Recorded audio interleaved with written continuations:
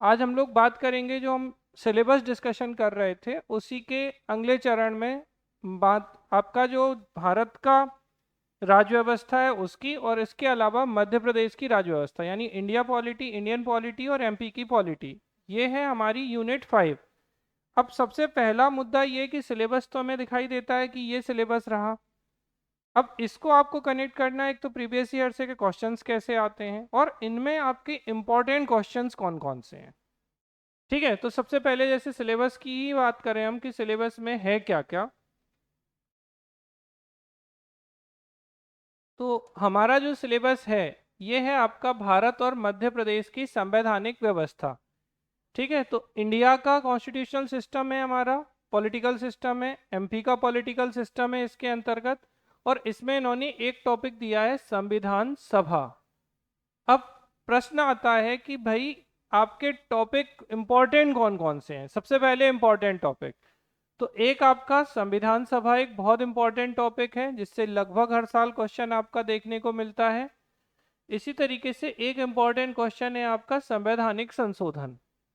आप पिछले लगभग 20 सालों के पेपर्स को देखोगे तो एक आध ही साल ऐसा गया होगा जिसमें कोई अमेंडमेंट या संशोधन से क्वेश्चन नहीं आया है। तो ये जो अमेंडमेंट है या संशोधन है, इनसे लगभग हर साल क्वेश्चन आ रहा है, मतलब आपका यहाँ से एक प्रश्न आने की पॉसिबिलिटी बहुत ज़्यादा रहती है, जिसको आपको अच्छे से ध्यान रखना होगा। और इनमें भी अच्छी बात यह है कि जैसे ज़्यादातर टाइम में जो संशोधन आए, जैसे 42वां, ठीक है, 44वां, फिर आप देखेंगे 89, ठीक है, इसके अलावा आप 92, ठीक, और अगर देखेंगे तो 97, ठीक, इस तरीके के हम सब बता देंगे कि कौन कौन से संशोधन हैं जिनसे क्वेश्चंस आते हैं। तो देखिए आज तक के जो सारे संशोधन हैं आपको यहाँ सारे नहीं पढ़ने हैं, लेकिन कुछ इंपॉर्टेंट संशोधन हैं जिनसे क्वेश्चंस आपके आते हैं। अब ये संशोधन जो है वो किन से कनेक्ट होते हैं, जैसे हमारी अनुसूची एक इम्पॉर्टेंट टॉपिक है, शेड्यूल्स, तो ये जो 12 शेड्यूल हैं इनसे रिलेटेड भी कुछ संशोधन है, जैसे 9वीं अनुसूची। तो संविधान की जो 9वीं अनुसूची है वो पहले संशोधन से जोड़ी गई थी जो 1951 में आया था, ये आपसे डायरेक्टली कई बार पूछा गया है। फिर हम देखें तो 10वीं अनुसूची, ये जो 10वीं अनुसूची है ये दल बदल से संबंधित है, तो कई बार पूछा गया है कि एंटी डिफेक्शन के लिए कौन सा संशोधन हुआ, तो 10वां जो है वो 52nd अमेंडमेंट है जो कि 1985 में हुआ था। इसको कनेक्ट करने के लिए सबसे अच्छा तरीका होता है 5 2 जा 10, यानी 10 का दम। तो ये जो अनुसूची है ये 10 है, और ये किससे संबंधित है, दल बदल से संबंधित है। तो कहा जाता है कि जिसमें होगा दम वही करेगा दल बदल। तो 52वां संशोधन 5 और 2 को मल्टीप्लाई करोगे तो 10 से कनेक्ट हो जाएगा, और 1985 में ही आया था। ये एक आपका बहुत इंपॉर्टेंट है। इसके बाद जो आपकी 11वीं अनुसूची है ये 73वें संशोधन 1992 के माध्यम से जोड़ी गई। तो ये जो 73वां संशोधन है ये पंचायत से संबंधित है, और ये कब से लागू हुआ, तो 24 अप्रैल 1993 से लागू हुआ। तो ये भी क्वेश्चन आपसे कई बार पूछा जाता है कि पंचायती राज दिवस कब मनाते हैं, तो 24 अप्रैल को पंचायती राज दिवस मनाते हैं।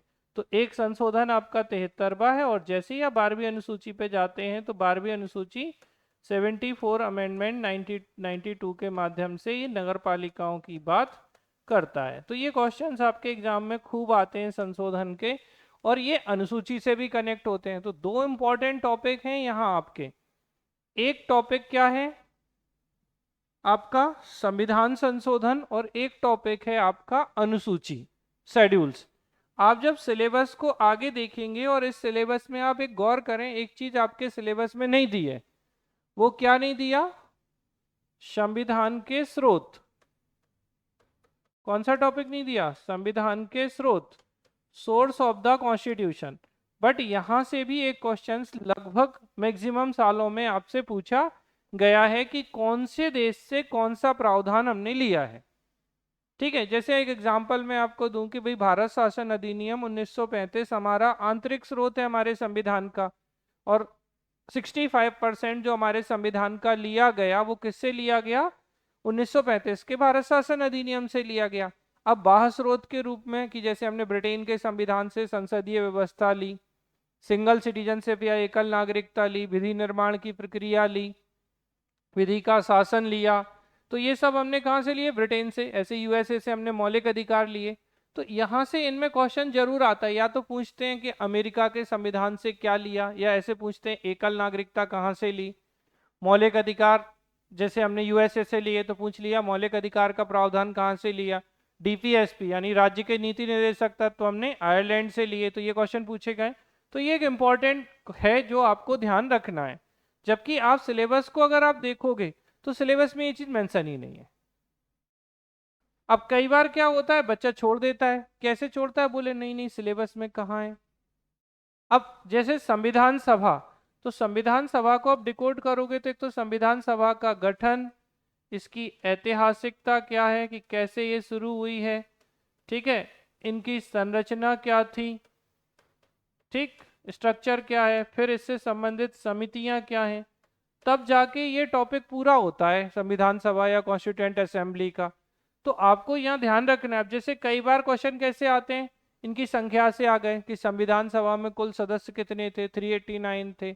आफ्टर इंडिपेंडेंस, स्वतंत्रता के बाद भारत में कुल कितने सदस्य रह गए थे, पहली बैठक कहाँ हुई, कब हुई पहली बैठक, कहाँ नहीं सॉरी, तो पहली बैठक 9 दिसंबर 1946 को हुई। तो ऐसे क्वेश्चंस आप देखेंगे। फिर पूछा गया कि उद्देश्य प्रस्ताव किस बैठक में लाया गया था, ऑब्जेक्टिव रेजोल्यूशन, तो उद्देश्य प्रस्ताव संविधान सभा की 5वीं बैठक में 13 दिसंबर 1946 को पंडित जवाहरलाल नेहरू ने प्रस्तुत किया था। तो मैं बिल्कुल आपको कोर वो बता रहा हूँ कि जहाँ से क्वेश्चन एग्जाम पूछ रहा है। तो ये आप देखोगे संविधान सभा की बैठकें जो है ना, इनसे लगातार क्वेश्चन बने। फिर अध्यक्ष कौन थे, पहले अस्थायी अध्यक्ष कौन थे, पहले अस्थायी उपाध्यक्ष कौन थे, इस तरीके क्वेश्चन पूछे गए। स्थायी अध्यक्ष कौन थे, तो ठीक है। फिर इसी से संबंधित समितियां, तो जैसे मौलिक अधिकार समिति के अध्यक्ष कौन थे, ठीक है, अल्पसंख्यकों से संबंधित समिति के अध्यक्ष कौन थे, झंडा समिति के अध्यक्ष कौन थे, ठीक है। और सबसे ज्यादा आने वाला क्वेश्चन है प्रारूप समिति या ड्राफ्टिंग कमेटी के अध्यक्ष कौन थे, इसमें कुल कितने सदस्य थे। तो आपको ये ध्यान रखना है कि ये इंपॉर्टेंट क्वेश्चंस हैं और ये एग्जाम में लगातार आ रहे हैं। और देखिए याद रखिए, अगर आप आइडेंटिफाई कर पाएंगे क्वेश्चंस को, चीजों को कि हाँ ये तो हमें छोड़ना नहीं है। एज पॉलिटी भी बड़ा विषय है, कोई छोटा नहीं है। अगर आप लक्ष्मीकांत पूरी पढ़ने की कोशिश करोगे तो आपको ये सब मिलेंगे। लेकिन अब आप सोचिए कि अगर इतनी मोटी किताब आप पढ़ेंगे और उसके बावजूद आप भूलभाल जाएंगे, तो आपके दिमाग में क्या होना चाहिए कि क्वेश्चन कहाँ से आ रहे हैं, वो सेक्शन हमारा कवर है या नहीं है। और यही इंपॉर्टेंस है अच्छे नोट्स की, कि हाँ उतने से ही हो जितनी आपकी नीड है, वो कवर करें और आपको फोकस्ड रखें कि हाँ यहाँ से क्वेश्चंस बनते हैं एग्जाम में। उम्मीद करते हैं ये बात आपको समझ में आ गई होगी संविधान संशोधन वाली। अब जो मौलिक अधिकार, मौलिक कर्तव्य और राज्य के नीति निर्देशक तत्व है, इनसे ज्यादा डिटेल में बेटा क्वेश्चन नहीं आता, इनसे क्वेश्चन आता है आर्टिकल का। तो यहां आपको ये ध्यान रखना है, जैसे आर्टिकल 14 से लेके आर्टिकल 30 तक के लगभग आप सब आर्टिकल आपको याद होने चाहिए। ये तो है वो बात कि जिसमें आपसे गलती होने की संभावनाएं नहीं रहेंगी, क्योंकि क्वेश्चंस आते हैं। लेकिन हम इनमें भी 14 से लेके 30 तक के सारे आर्टिकल कई बार आप भूल जाते हैं। तो जैसे 14 से 18 में अल्ट्रा इंपॉर्टेंट है, इनसे क्वेश्चंस पूछे गए हैं कि भाई आर्टिकल 14 में विधि के समक्ष समता है, आर्टिकल 15 में क्या है, आर्टिकल 15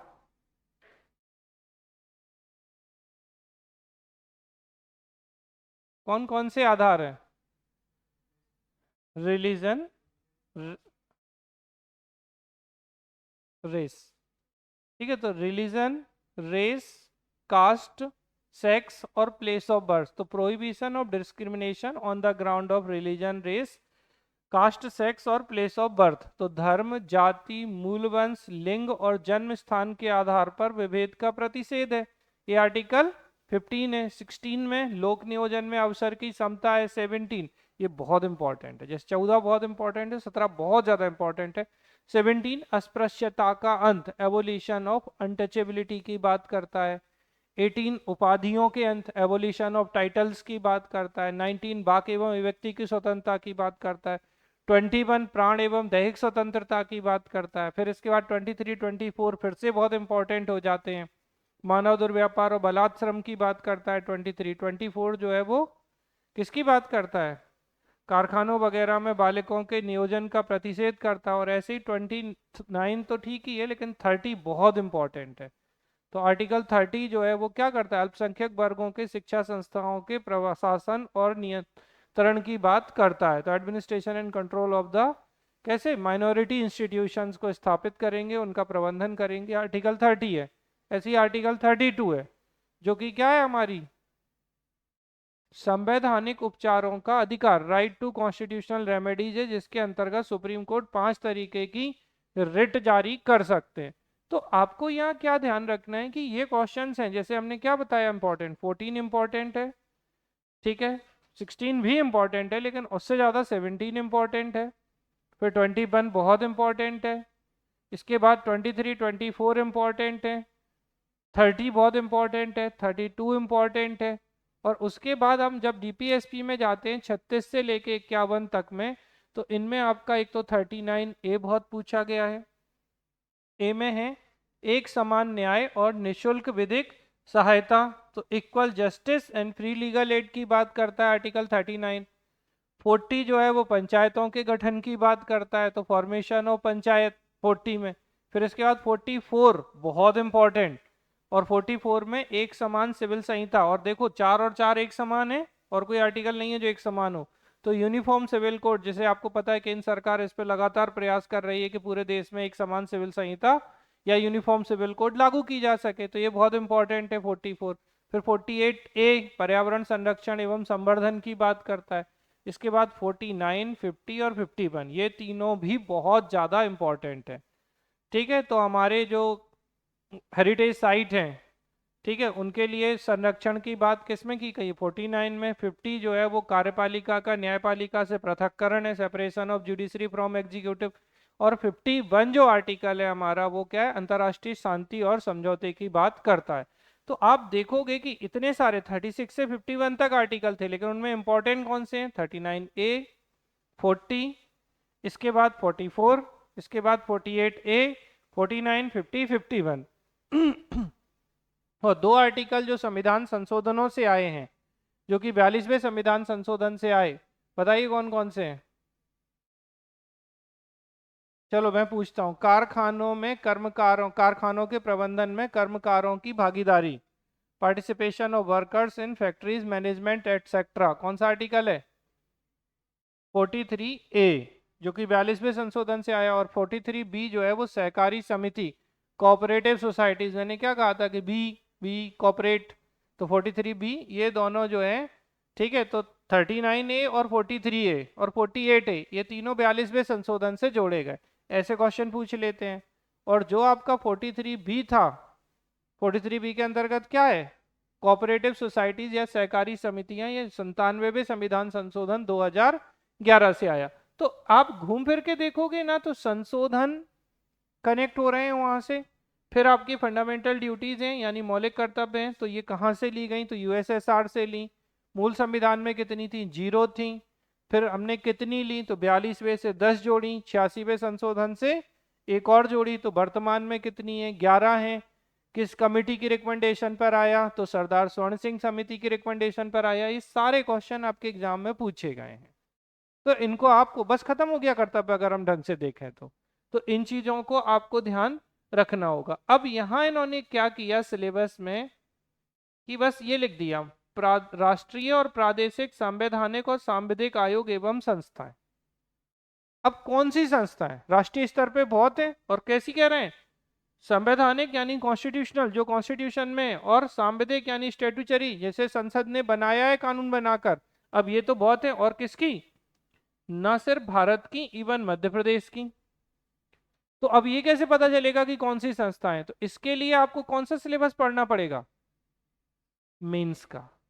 तो मेंस में जब आप यूनिट 1 देखेंगे, यूनिट 3 देखेंगे, तो आपको इन यूनिट्स में क्या मिलेगा, आपको यहाँ पर इन यूनिट्स में 4 यूनिट्स में आपको संस्थाएं मिलेंगी। और वो संस्थाएं जो है, जैसे मैं एग्जांपल दूं, राष्ट्रीय मानव अधिकार आयोग, नेशनल ह्यूमन राइट कमीशन, राज्य मानव अधिकार आयोग, ठीक है, election commission of India, state election commission, finance commission, state finance commission, national commission for SC ST और बैकवर्ड क्लासेस, राष्ट्रीय अनुसूचित जाति जनजाति पिछड़ा वर्ग आयोग। हालांकि इनमें क्वेश्चंस बड़े अच्छे से और सरल से पूछ रहा है वो। एक, स्थापना कब हुई, ठीक है, इनकी संरचना क्या होती है। तो इनको अब ये देखने में ये एक लाइन है, बट इसमें कई सारी चीजें आपकी समाहित हो गई।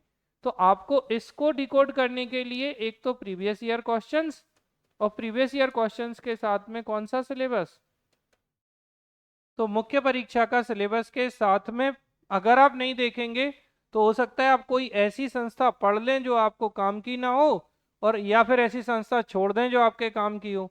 जैसे आपको मैं एक एग्जांपल बताता हूं कि इलेक्शन कमीशन पे लगभग हर साल उन्होंने प्रश्न पूछा है, ठीक है, तो आपके लिए बहुत इंपॉर्टेंट हो जाता है। CAG से भी कई बार क्वेश्चन पूछा गया तो वो भी महत्व इंपॉर्टेंट हो जाता है।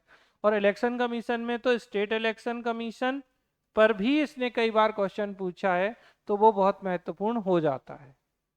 ठीक है, अभी जैसे उपराष्ट्रपति के चुनाव हुए कुछ समय पहले, तो इलेक्शन कमीशन का फिर से काम आ गया। तो ये सारी चीजें, और नेक्स्ट ईयर में आप देखेंगे कि यूपी बिहार इन राज्यों में भी इलेक्शन आ रहे हैं, और इलेक्शन तो भारत में होते ही रहते हैं। और आपको पता है एक देश एक निर्वाचन की बात चल रही है, ठीक है, तो वन नेशन वन इलेक्शन। तो अब ऐसी स्थिति में इलेक्शन कमीशन कहीं ना कहीं सुर्खियों में रहता ही है, और जो विपक्ष के नेता हैं वो इलेक्शन कमीशन पे भी आरोप लगा रहे हैं। तो फिर से इलेक्शन कमीशन, मतलब आप इलेक्शन कमीशन को बिल्कुल डिनाई नहीं कर सकते हैं। तो ये आपकी चीजें हैं। फिर आ जाती है मध्य प्रदेश की संवैधानिक व्यवस्था, तो गवर्नर। अच्छा, गवर्नर से ना क्वेश्चन कॉन्सेप्चुअल नहीं आ रहा है। एक, अगर हम कहें बस एक क्वेश्चन जो पेटेंट रहा है, इनकी कैसी शक्तियां, राज्यपाल की विधायी शक्तियां, और इसी को हम क्या कह सकते हैं, ordinance power of the governor. Last year का क्वेश्चन था राज्यपाल की अध्यादेश जारी करने की शक्ति। तो आर्टिकल 213 में है, जैसे राष्ट्रपति का ऑर्डिनेंस 123 में है और राज्यपाल का 213 में है। तो ये एक पेटेंट क्वेश्चन है जो पूछा गया है। अब इसके बाद यहाँ से क्वेश्चंस कैसे आ रहे हैं ये समझने की नीड बहुत है। तो यहाँ से क्वेश्चंस आ रहे हैं, मध्य प्रदेश के कौन से राज्यपाल हैं जो अन्य राज्यों में मुख्यमंत्री रहे हैं, मध्य प्रदेश के कौन से राज्यपाल हैं जो, ठीक है, कुछ और पद पर रहे हैं, कौन से ऐसे राज्यपाल हैं जो हाईकोर्ट जज भी रहे हैं। तो इस तरीके के क्वेश्चंस आ रहे हैं। मतलब आपको यहाँ राज्यपालों के विषय में जो सामान्य जानकारी है, ठीक है, जैसे मैं एग्जांपल दूं कि पट्टाभी सीतारमैया मध्य प्रदेश के क्या थे, पहले राज्यपाल थे, और ये संविधान सभा के सदस्य भी थे। फिर पूछ लेता है मध्य प्रदेश की महिला राज्यपाल कौन थी, पहली महिला राज्यपाल कौन थी, मध्य प्रदेश के वर्तमान राज्यपाल कौन है, मध्य प्रदेश के वर्तमान राज्यपाल ने कब पदभार ग्रहण किया। इस तरीके के प्रश्न भी आपके पूछे गए हैं। तो मतलब सीधी सी बात है कि राज्यपाल में क्वेश्चन वो ये नहीं पूछ रहा है इनकी पावर्स कौन कौन सी हैं। जब हम प्रीलिम्स की बात कर रहे हैं स्पष्ट रूप से, तो उस स्थिति में वो इनसे संबंधित जो इन्फॉर्मेशन है वो आपसे पूछी जा रही है। तो इस स्थिति में आपको सारे राज्यपालों के नाम और उनसे संबंधित जो विशेष तथ्य है उसको आपको ध्यान रखना पड़ेगा। तो यहाँ उसने ट्विस्टेड कर दिया थोड़ा सा मामला। ऐसे ही विधानसभा से वो सीटें तो बहुत कम पूछता है कि मध्य प्रदेश में कितनी सीटें हैं। विधानसभा से क्वेश्चन कैसा आ रहा है, विधानसभा, पहले विधानसभा अध्यक्ष कौन थे, पहले विधानसभा में विपक्ष के नेता कौन थे, वर्तमान विधानसभा के अध्यक्ष कौन है, वर्तमान में विधानसभा के विपक्ष के नेता कौन है, ठीक है, इस तरीके के क्वेश्चन जो है वो आ रहे हैं। फिर आपको ये ध्यान रखना है, जैसे प्रोटेम स्पीकर बनते हैं तो पहले प्रोटेम स्पीकर कौन थे, या जो अंतिम विधानसभा बनी उसके प्रोटेम स्पीकर कौन थे। तो ये क्वेश्चंस आपसे पूछे जा रहे हैं। इसके बाद हाई कोर्ट है, और हाई कोर्ट में भी पहले मुख्य न्यायाधीश कौन थे, ठीक है, या फिर आर्टिकल की भाई कौन से आर्टिकल में, तो 214 में है हाई कोर्ट, या फिर 215 में इसका कोर्ट ऑफ रिकॉर्ड या अभिलेख न्यायालय है। और 222 में क्या होता है कि हाई कोर्ट के जजों का ट्रांसफर होता है, तो ट्रांसफर ऑफ हाई कोर्ट जज from one high court to another. तो दो दो दो क्या दो, स्थानांतरण दो। तो इस तरीके क्वेश्चंस आपके एग्जाम में पूछे जा रहे हैं।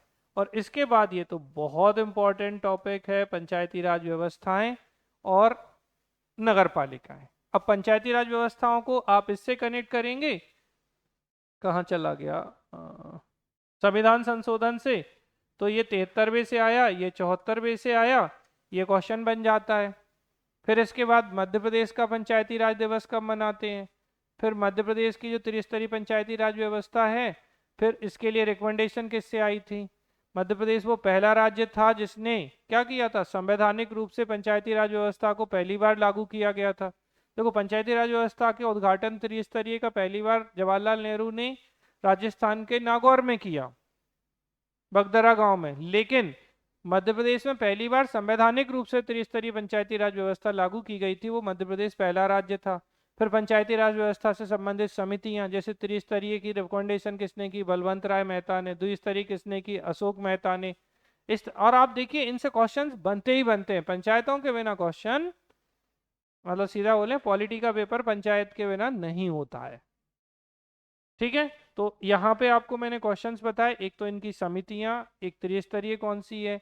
फिर क्वेश्चन बन जाता है कि किन किन राज्यों में, मतलब कौन से ऐसे राज्य हैं जिनमें 20 क्या द्विस्तरीय पंचायती राज व्यवस्था हो सकती है। तो 20 लाख या उससे कम जनसंख्या वाले जो राज्य हैं उनमें कितनी हो सकती है, 2 टायर सिस्टम हो सकता है। अशोक मेहता ने द्विस्तरीय व्यवस्था की रिकमेंडेशन दी थी। पंचायती राज व्यवस्था को संवैधानिक दर्जा किसकी अनुशंसा पर आया, तो किसकी, लक्ष्मीमल सिंघवी समिति की रिकमेंडेशन पर आया। तो ये क्वेश्चन आपके पंचायतों से संबंधित पूछे गए हैं और इसी तरीके के प्रश्न पूछे जा रहे हैं। फिर है मध्य प्रदेश में सुशासन, गुड गवर्नेंस इन एमपी। तो इसकी बात की जाती है कि मध्य प्रदेश में सुशासन से संबंधित क्या क्या चल रहा है। जैसे आपको पता हो तो लोक सेवा गारंटी योजना चल रही है मध्य प्रदेश में, कि अगर एक तय समय में आप सर्विसेज नहीं देते हैं तो आपके खिलाफ कार्रवाई की जाती है। आरटीआई से आप जानकारी मांग सकते हैं। ठीक है, जैसे एमपी ऑनलाइन सर्विसेज जो है, ई गवर्नेंस सर्विसेज प्रोवाइड करा रही है।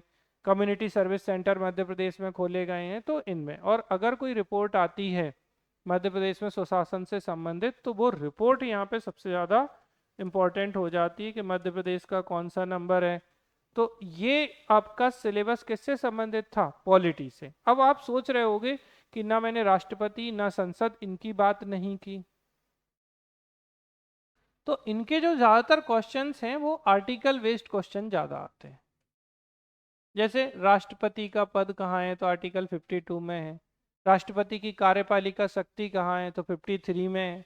राष्ट्रपति का निर्वाचन इलेक्शन कहाँ है, तो 54 में है।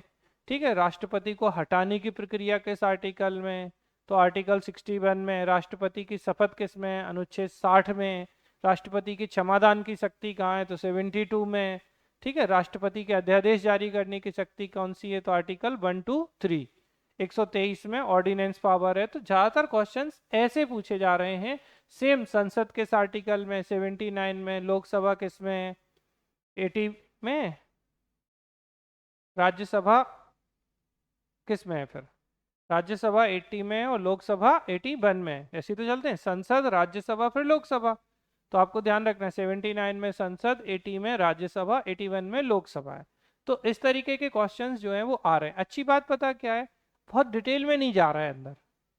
कैसे क्वेश्चन पूछ रहा है वो, बस ज्यादा से ज्यादा धन विधेयक का निर्धारण कौन करता है, लोकसभा अध्यक्ष करते हैं। राज्य में कौन करता है, विधानसभा अध्यक्ष करता है।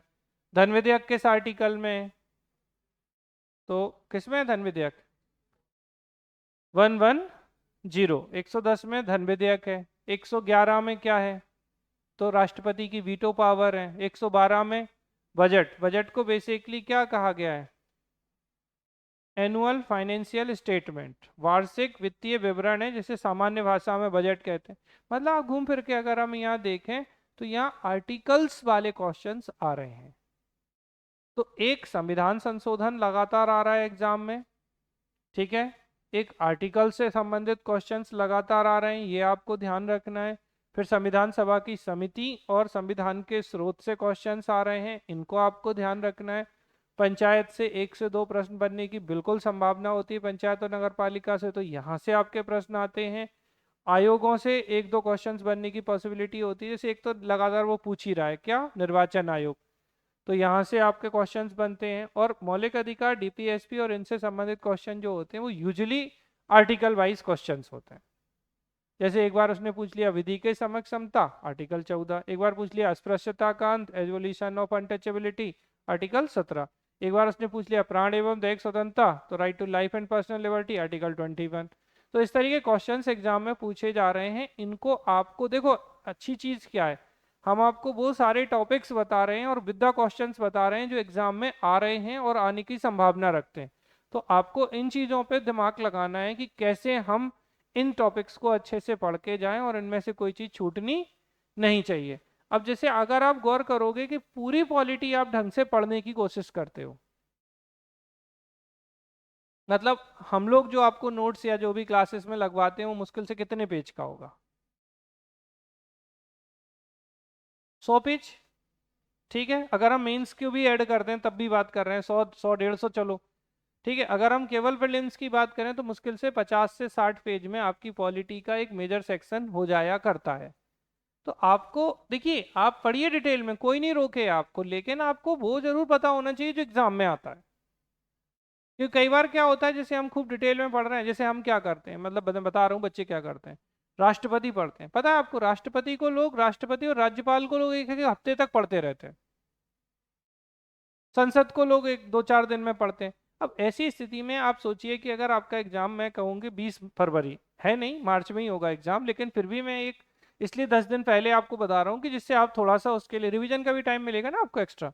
तो अगर आपका एग्जाम मान लीजिए फरवरी लास्ट में हमने मान लिया, तो उस स्थिति में अगर आप ऐसे सोचो कि आप एक एक राष्ट्रपति को पढ़ा आपने 4 दिन में, 7 दिन में, 5 दिन में, तो आप कैसे कवर कर पाएंगे सिलेबस को? संभव ही नहीं। और 10 यूनिट अकेले पॉलिटी थोड़ी है। तो आपके दिमाग में ये वाली चीज क्लियर होनी चाहिए कि बेटा क्वेश्चंस यहाँ से आते हैं, ये हमसे नहीं छूटना चाहिए। और जब आपका ये वाला सर्कल पूरा हो जाए पढ़ाई का, कि हमने ये सब जो इम्पोर्टेंट थे जहाँ से क्वेश्चन पूछने की टेंडेंसी है वो पूरा हो गया, अब हम एक्स्ट्रा पे जा सकते हैं। शुरू में ही आप एक्स्ट्रा पे जाएंगे तो हो सकता है आप 10 यूनिट अगले 5 महीने में पढ़ ही ना पाए, क्योंकि आपको, आप ज्यादा पढ़ेंगे ज्यादा पढ़ेंगे, अच्छा फिर भूलेंगे भी तो, ऐसा तो है नहीं कि याद सब कुछ याद हो जाएगा। तो अच्छी चीज है बेसिक बुक पढ़ना, सब कुछ ठीक है, लेकिन जब आपके पास लगभग लगभग 5 मंथ का या 4.5 मंथ का टाइम हो, तो उस समय आपको अपने टाइम को सही तरीके से मैनेज करने की जरूरत है। उम्मीद करते हैं आप लोगों को एमपी और इंडियन पॉलिटी में बात समझ में आई होगी। लाइव क्लास में किसी का कोई क्वेश्चन है, कोई क्वेरी है इससे रिलेटेड? चलिए बोलिए।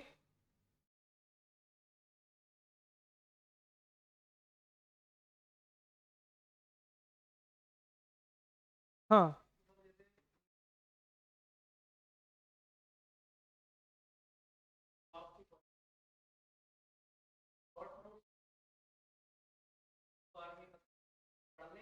हाँ हाँ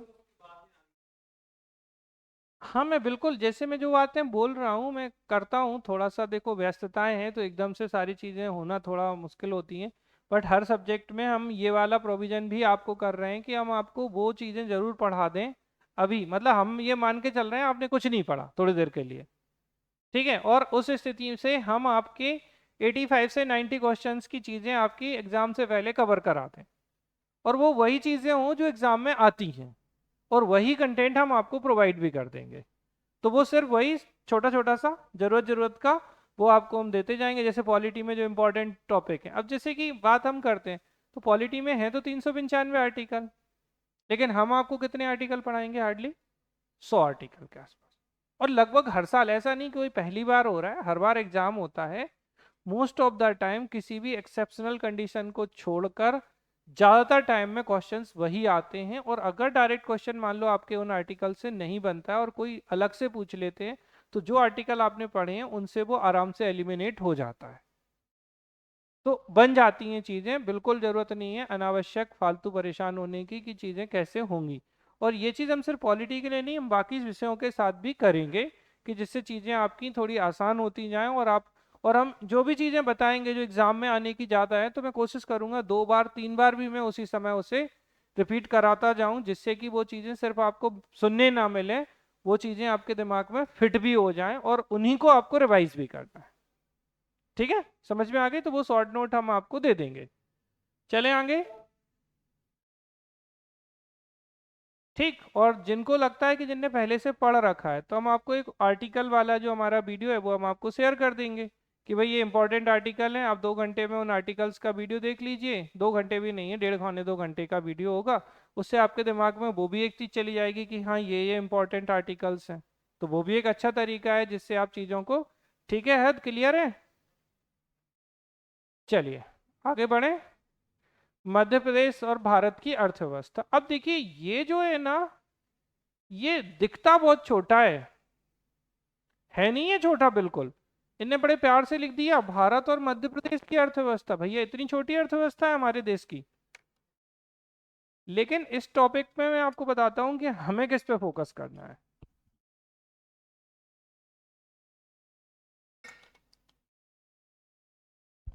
पहले तो आप समझिए कि पहली बात यह है बेटा, भारत और मध्य प्रदेश की अर्थव्यवस्था से नॉर्मली ज्यादा क्वेश्चंस नहीं आते। मतलब आप इनसे ये नहीं कह सकते कि यहाँ से 10 क्वेश्चन आ ही जाएंगे, या हिस्ट्री की तरह यहाँ 12 भी आ सकते हैं। इसकी संभावनाएं बहुत कम रही हैं।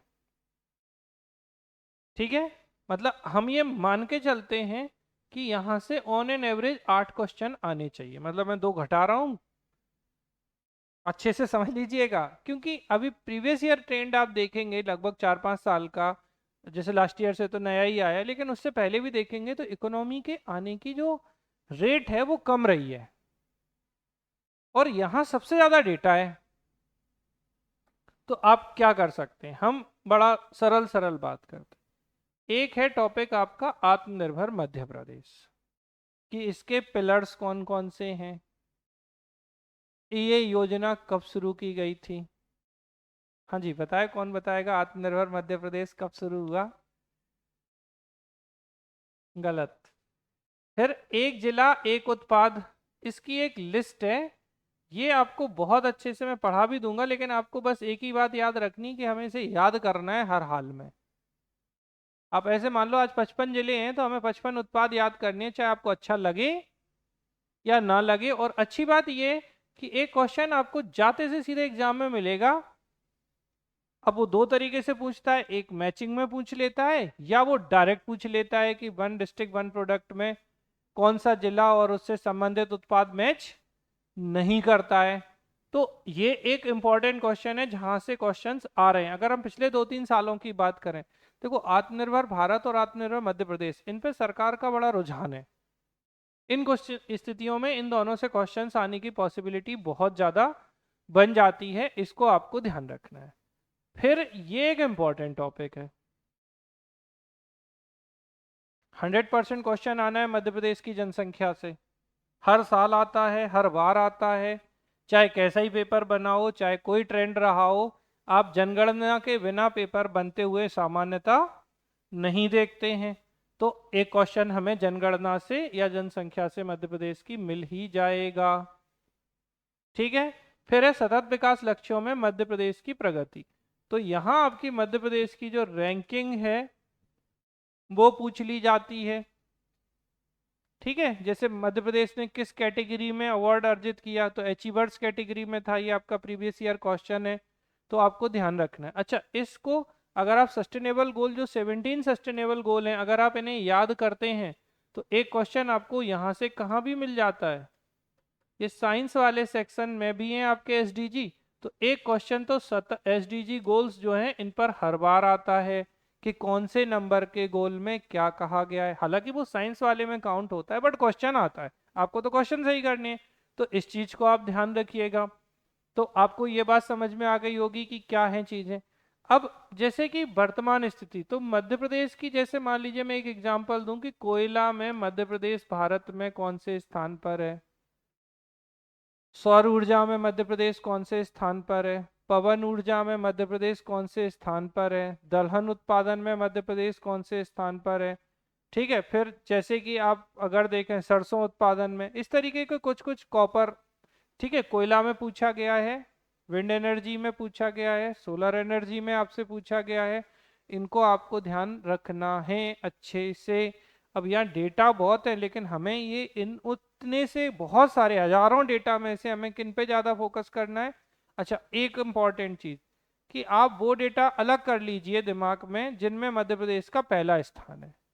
क्योंकि कभी कभी, अच्छा मान लो आपको तुक्का मारना है और आपको नहीं पता कि 4 में से कौन सा ये है, और 4 ऑप्शन दिए और उनमें एक मध्य प्रदेश दिया, तो आपको नहीं पता ना, तो आप मध्य प्रदेश लगा देना, बात खत्म। बनते हैं अक्सर क्वेश्चन ऐसे। मैं कुछ क्वेश्चन भी आपको सैंपल में बता दूंगा कि कैसे मैं कहना चाह रहा हूँ। तो वो यूजुअली उनके आंसर्स मध्य प्रदेश हुआ करते हैं ज़्यादातर समय में। हम किसकी बात कर रहे हैं, जब आपको क्वेश्चंस नहीं पता है। फिर इसके बाद संसाधनों में जैसे शिक्षा है, स्वास्थ्य है और कौशल है, तो इसमें शिक्षा पे ज्यादा फोकस है। लास्ट ईयर का क्वेश्चन था, शिक्षा पर कितने करोड़ का बजट प्रावधान किया गया मध्य प्रदेश में। इस तरीके के क्वेश्चंस आपसे पूछ लिए जाते हैं। तो बेसिकली ये वाला सेक्शन आप किससे ज्यादा अच्छे से कर सकते हैं, बजट से और इकोनॉमिक सर्वे से। यानी कि हमें मध्य प्रदेश का बजट और इकोनॉमिक सर्वे को थोड़ा सा ध्यान में रखना होगा। अब चूंकि इसमें डेटा बहुत ज़्यादा होता है, लेकिन इसमें हमारे पास कोई ऑप्शन होता नहीं है। अब उसमें फ़ायदा क्या है बजट पढ़ने में, जैसे वो बता देगा कि कोयले में मध्य प्रदेश की रैंकिंग ये है इस बजट के अनुसार, सौर ऊर्जा में ये है, पवन ऊर्जा में ये है, दलहन उत्पादन में मध्य प्रदेश का ये स्थान है। तो इस तरीके के क्वेश्चंस आपको उसमें मिल जाते हैं, तो वो वहां से आराम से आपके कवर हो जाते हैं। ठीक है, और बजट और इकोनॉमिक सर्वे करंट अफेयर का भी हिस्सा है, तो आप उसे करंट में भी काउंट कर सकते हैं। फिर कृषि उद्योग, तो ये आ गया आपका फिर से इंपॉर्टेंट सेक्शन, उद्योग वाला। ठीक है, तो उद्योगों से संबंधित जो नीतियां हैं वो आपसे पूछ ली जाती हैं, जैसे स्टार्टअप नीति कब आई, उद्योग संवर्धन नीति कब आई, तो इस तरीके क्वेश्चंस आपसे बने हैं। फिर एमएसएमई कब आया, तो इनके क्वेश्चंस जो हैं वो आपसे कभी कभार पूछ लिए जाते हैं। आईपीआर में सिर्फ मध्य प्रदेश की रैंक क्या है, इतना क्वेश्चंस बनते हैं नॉर्मली। इनसे आपको वो सब नहीं पढ़ना जो मेंस के लिए हम पढ़ते हैं कि पेटेंट क्या होता है, इंटेलेक्चुअल प्रॉपर्टी राइट्स में कौन कौन सी चीज़ें होती हैं। तो यहाँ सिर्फ रैंकिंग पूछते हैं। मतलब हम आपको इसलिए भी ये प्यूरिफाई कर रहे हैं कि जिससे ऐसा नहीं हो कि हम पढ़ कुछ बहुत सारा रहे हैं और फिर मन में आता है कि हमने बस ये छोड़ा था और वही आ गया। तो रैंकिंग ज़्यादातर आने की प्रवृत्ति है। फिर आ जाते हैं इंडियन इकोनॉमी में, कृषि, उद्योग, सेवा क्षेत्र। तो इसमें ये पूछते हैं कि अब जैसे इसमें ना वैसे क्वेश्चंस नहीं आ रहे हैं जो बहुत डीप में जाके पूछे जाते, पूछते हैं मध्य प्रदेश के भारत की अर्थव्यवस्था में सर्वाधिक किस क्षेत्र का योगदान है। आज सर्विस सेक्टर का ही योगदान है जीडीपी में हमारी। तो ऐसे क्वेश्चंस बन जाते हैं, क्वेश्चन यहां से आते हैं। ठीक है, सेबी, कॉमर्शियल बैंक, आरबीआई, जैसे आरबीआई की स्थापना कब हुई, सेबी की स्थापना कब हुई, ठीक है, सिडबी की स्थापना कब हुई। ठीक है, ये क्वेश्चंस इनके पेटेंट क्वेश्चन है, मतलब मुश्किल से 10-15 मिनट लगते हैं इनको पढ़ाने में। किसकी स्थापना कब हुई और इनके हेडक्वार्टर क्या थे। तो दो क्वेश्चन है यहाँ से, दो तरीके के, एक एस्टेब्लिशमेंट स्थापना और इनका हेडक्वार्टर। ठीक है, और आरबीआई की स्थिति में इसका एक्ट, जैसे 1934 में आया था RBI act, Hilton young committee की रिकमेंडेशन पर 1 अप्रैल 1935 को बना। तो ये सारे क्वेश्चंस यहाँ से पूछे गए। मतलब ये जो बड़ा सेक्शन है ना जिसको आप बहुत पढ़ते हो बेमतलब का, देखिए मैं तो कहता हूँ अगर एक प्रश्न आपसे नहीं भी बना और आपने 300-400 पेज नहीं पढ़े तो कोई बुरा सौदा नहीं है, और हो सकता है तुक्का लग जाए। लेकिन आपने 300-400 पेज पढ़ लिए और फिर भी क्वेश्चन ना बने तो तकलीफ वाला कारण है। तो इसलिए थोड़ा सा हम चीज़ों को उस तरीके से लेंगे। फिर नॉन बैंकिंग फाइनेंशियल इंस्टीट्यूशन है, इसके अलावा विदेशी व्यापार नीति जैसे G20, सार्क और आसियान, इनसे कुछ नहीं। इनसे भी कैसा क्वेश्चन, स्थापना कब हुई, इनमें सदस्य देश कौन से हैं और इनका सम्मेलन कहाँ हुआ। कैसे टाइप के क्वेश्चंस, G20 का सम्मेलन कहाँ हुआ, क्योंकि लास्ट कहाँ हुआ था, भारत में हुआ था उस समय, तो पूछ लिया था उन्होंने।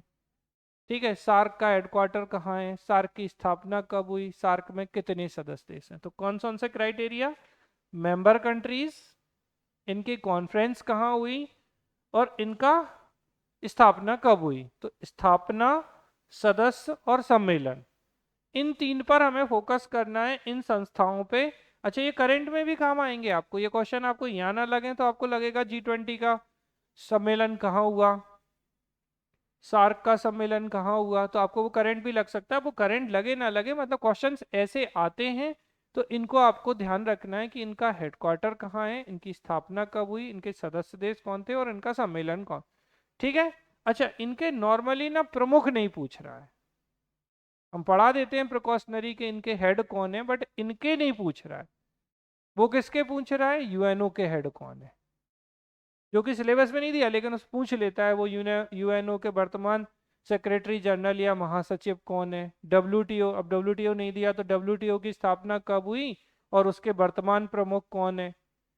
वर्ल्ड बैंक के तो यूएनओ, वर्ल्ड बैंक, आईएमएफ और, ठीक है, तो यूएनओ, वर्ल्ड बैंक, आईएमएफ, इन तीन से क्वेश्चंस आने की। यूनिसेफ का हेडक्वार्टर कहाँ है, तो इस तरीके के इनके हेडक्वार्टर्स कुछ कुछ पूछ लिए जाते हैं, तो अंतर्राष्ट्रीय संगठन के रूप में हम आपको अलग से बता देंगे कि इन क्वेश्चंस से क्वेश्चंस बन जाते हैं। ठीक है, तो ये था हमारा इकोनॉमी वाला सेक्शन। अब जैसे होता क्या है, मान लीजिए कि फरवरी में बजट आ जाता है, ठीक है, और आपका एग्जाम मान लीजिए 20 मार्च के बाद हुआ, बजट तो 1 फरवरी के आसपास ही आ जाता है। तो उस स्थिति में अब क्या चीज़ें इंपॉर्टेंट हो जाती हैं, जैसे कभी बहुत ज़्यादा करता है तो रेपो रेट क्या है भारत की, रिवर्स रेपो रेट क्या है, सीआरआर क्या है। तो ये डेटा है बस छोटा सा कि रेपो, रिवर्स रेपो, सीआरआर, ये तीन रेट। या फिर कभी जैसे उसने पूछा कि आईएमएफ ने भारत को जीडीपी में कितने परसेंट की ग्रोथ की बात कही, वर्ल्ड बैंक ने कितनी कही है, तो एक आध बार पहले के ट्रेंड में ये क्वेश्चंस पूछे गए हैं जिनमें हमें सिर्फ ये याद रखना है कि भारत की ग्रोथ रेट उन्होंने कितनी बताई है, इस पे बात की जाती है। तो आपको यहाँ पे जैसे सबसे ज़्यादा focus one district one product पे करना है, आत्मनिर्भर मध्य प्रदेश पे करना है, ये दूसरा इंपॉर्टेंट चीज़ है। सस्टेनेबल डेवलपमेंट गोल जो कि जो आपके साइंस में भी काम करेंगे, यहाँ भी करेंगे, इनको आपको ध्यान रखना है। फिर आपको सेबी, आरबीआई और जो भी संगठन है इनकी स्थापना, इनके हेडक्वार्टर, ये याद रखना है। और इसके बाद इंटरनेशनल में आप बात करें तो G20, सार्क और आसियान के साथ डब्ल्यूटीओ की स्थापना, जैसे 1 जनवरी 1995 में की गई, वर्ल्ड बैंक की स्थापना, आईएमएफ की स्थापना, जैसे किसको उदार ऋण की खिड़की कहा जाता है विश्व बैंक की, तो वो क्या होता है, विश्व बैंक की उदार ऋण की खिड़की, liberal loan window of world bank, नहीं। एसडीआर तो करेंसी है आईएमएफ की, आईएमएफ की मुद्रा एसडीआर है। ठीक है, तो क्या है ये, हाँ लाइव में बताएगा, liberal loan window of world bank. जी बोलिए, लाइव क्लास। नहीं, आईएमएफ को नहीं बोलते हैं। आईएमएफ का काम क्या है, तो बैलेंस ऑफ पेमेंट, भुगतान संतुलन बनाए रखना मुख्य रूप से। कोई बताएगा उदाहरण की खिड़की किसको कहा जाता है। अच्छा ऐसे बता दो, चलो उल्टा पूछ लेते हैं, विश्व बैंक जो है किन संस्थाओं से मिलकर बनता है।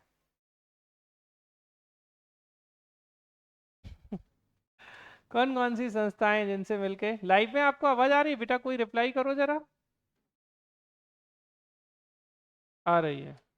कौन कौन सी संस्थाएं, एक है आईबीआरडी, एक है आईडीए, एक है मीगा, एक है आईसीएसआईडी, और एक क्या बचा, बोलिए, और कौन सी संस्था बची है, कौन कौन सी संस्थाएं, एक आईबीआरडी, आईडीए, मीगा, आईएफसी। ठीक है, तो ये जो संस्थाएं हैं इनमें से कौन सी संस्था है उदाहरण की खिड़की, आईडीए। ठीक है, तो आईडीए जो है ये आपकी उदार ऋण की खिड़की है, लिबरल लोन विंडो है, मतलब यहाँ से लोन लो और भूल जाओ, देश यही करते हैं। ठीक है, तो इन 5 संस्थाओं को मिलाकर हम कहते हैं वर्ल्ड बैंक ग्रुप। तो विश्व बैंक समूह किन्हें कहा जाता है, इन 5 संस्थाओं को कहा जाता है। और वर्ल्ड बैंक किन्हें कहा जाता है, तो इन दोनों को अगर हम मिलाते हैं तो ये वर्ल्ड बैंक है। देखो वर्ल्ड बैंक यानी विश्व बैंक, आईबीआरडी आईडी है, लेकिन विश्व बैंक समूह तो ये पांचों संस्थाएं। कभी तो ऐसे सरल क्वेश्चन भी पूछ लेते हैं आपसे। ठीक है, जैसे आईएमएफ, तो आईएमएफ की करेंसी पूछी गई है, तो आईएमएफ की करेंसी क्या है, एसडीआर, स्पेशल ड्राइंग राइट्स या विशेष आहरण अधिकार है। और आईएमएफ का मुख्य कार्य बैलेंस ऑफ पेमेंट है, सदस्य देशों के मध्य भुगतान संतुलन को बनाए रखना इसका कार्य होता है, इंटरनेशनल मॉनेटरी फंड या अंतर्राष्ट्रीय मुद्रा कोष का। ये क्वेश्चंस हैं जो एग्जाम, अब जैसे एसडीआर में कौन कौन सी करेंसी होती हैं, ये क्वेश्चन भी पूछ लिया जाता है। ठीक है, चलो आगे बढ़े। तो ये थी हमारी चर्चा किससे संबंधित, इंडियन इकोनॉमी और एमपी इकोनॉमी से संबंधित। उम्मीद करते हैं थोड़ा बहुत आपके दिमाग में क्लियर हुआ होगा। अच्छा, इस सब्जेक्ट के पेपर के साथ में पता तकलीफ क्या है, बच्चे दो जगह गलती करते हैं, वो और मैं बता दूं। जैसे सब ये थोड़ा बहुत सबको पता होता है कि आर्टिकल्स एमपीपीएससी पूछता है, संविधान संशोधन पूछता है, और थोड़ा प्रीवियस ईयर से दिमाग लगाता है बच्चा तो ये समझ जाता है। लेकिन उसको समझने के बाद वो गलती कहाँ करता है। जैसे मैं बताऊं, हमारे एक स्टूडेंट हैं, अब तो खैर वो सेलेक्ट हो चुके हैं, जब उन्होंने शुरुआती स्तर में तैयारी की थी बिल्कुल शुरू में, तो बोले हमें किसी ने सजेस्ट कर दिया कि बेयर एक्ट पढ़ लीजिएगा। बेयर एक्ट मतलब भारतीय संविधान के सारे अनुच्छेद। तो भाई साहब चले और 395 अनुच्छेद याद कर डाले, और उनने बढ़िया 15-20 दिन, एक महीने सिर्फ क्या पढ़ा, अनुच्छेद पढ़े, याद कर लिए, और फिर भूल जाए। 395 है, आसान तो नहीं है कि एकदम से याद करना। तो अब आप ऐसे समझो ना, 395 में से आपको सिर्फ मैक्सिमम 100-110, बहुत ज़्यादा की बात करें तो आपका मेहनत कितनी हो गई, 1/4 हो गई है। अंतर तो आएगा ना। और अब 1/4 को जैसे आप 4 बार रिवाइज कर पाओगे, इतने में आप एक बार पढ़ पाओगे। और जब ज़्यादा, बहुत ज़्यादा डेटा होता है तो आपका मिक्स हो जाता है वो। यही चीज़ लोग क्या करते हैं, एमएसएमई का डेटा बहुत पढ़ते हैं, इंफ्रास्ट्रक्चर का डेटा बहुत पढ़ते हैं, धमाधम पढ़े जा रहे हैं, पढ़े जा रहे हैं, ये डेटा वो डेटा, और ये इतनी इतने परसेंट, ये इतने परसेंट, ये इतने परसेंट, ये इतने परसेंट, और उसके बाद जीवन में कोई परसेंट नहीं बचता है। और फिर हम पूछते हैं कितने परसेंट बचा। तो वो कोई बेसिकली क्या हो, इतना ज़्यादा हो जाता है ना कि उसके बाद आपको यही याद नहीं रहता कि हमें डेटा तो पता है लेकिन ये नहीं पता किसका है। तो ऐसी स्थिति में क्या, आपसे क्वेश्चन आ भी गया तो आपको क्वेश्चन तो पता ही नहीं है, उत्तर पता है लेकिन किसका है, पहचान कौन।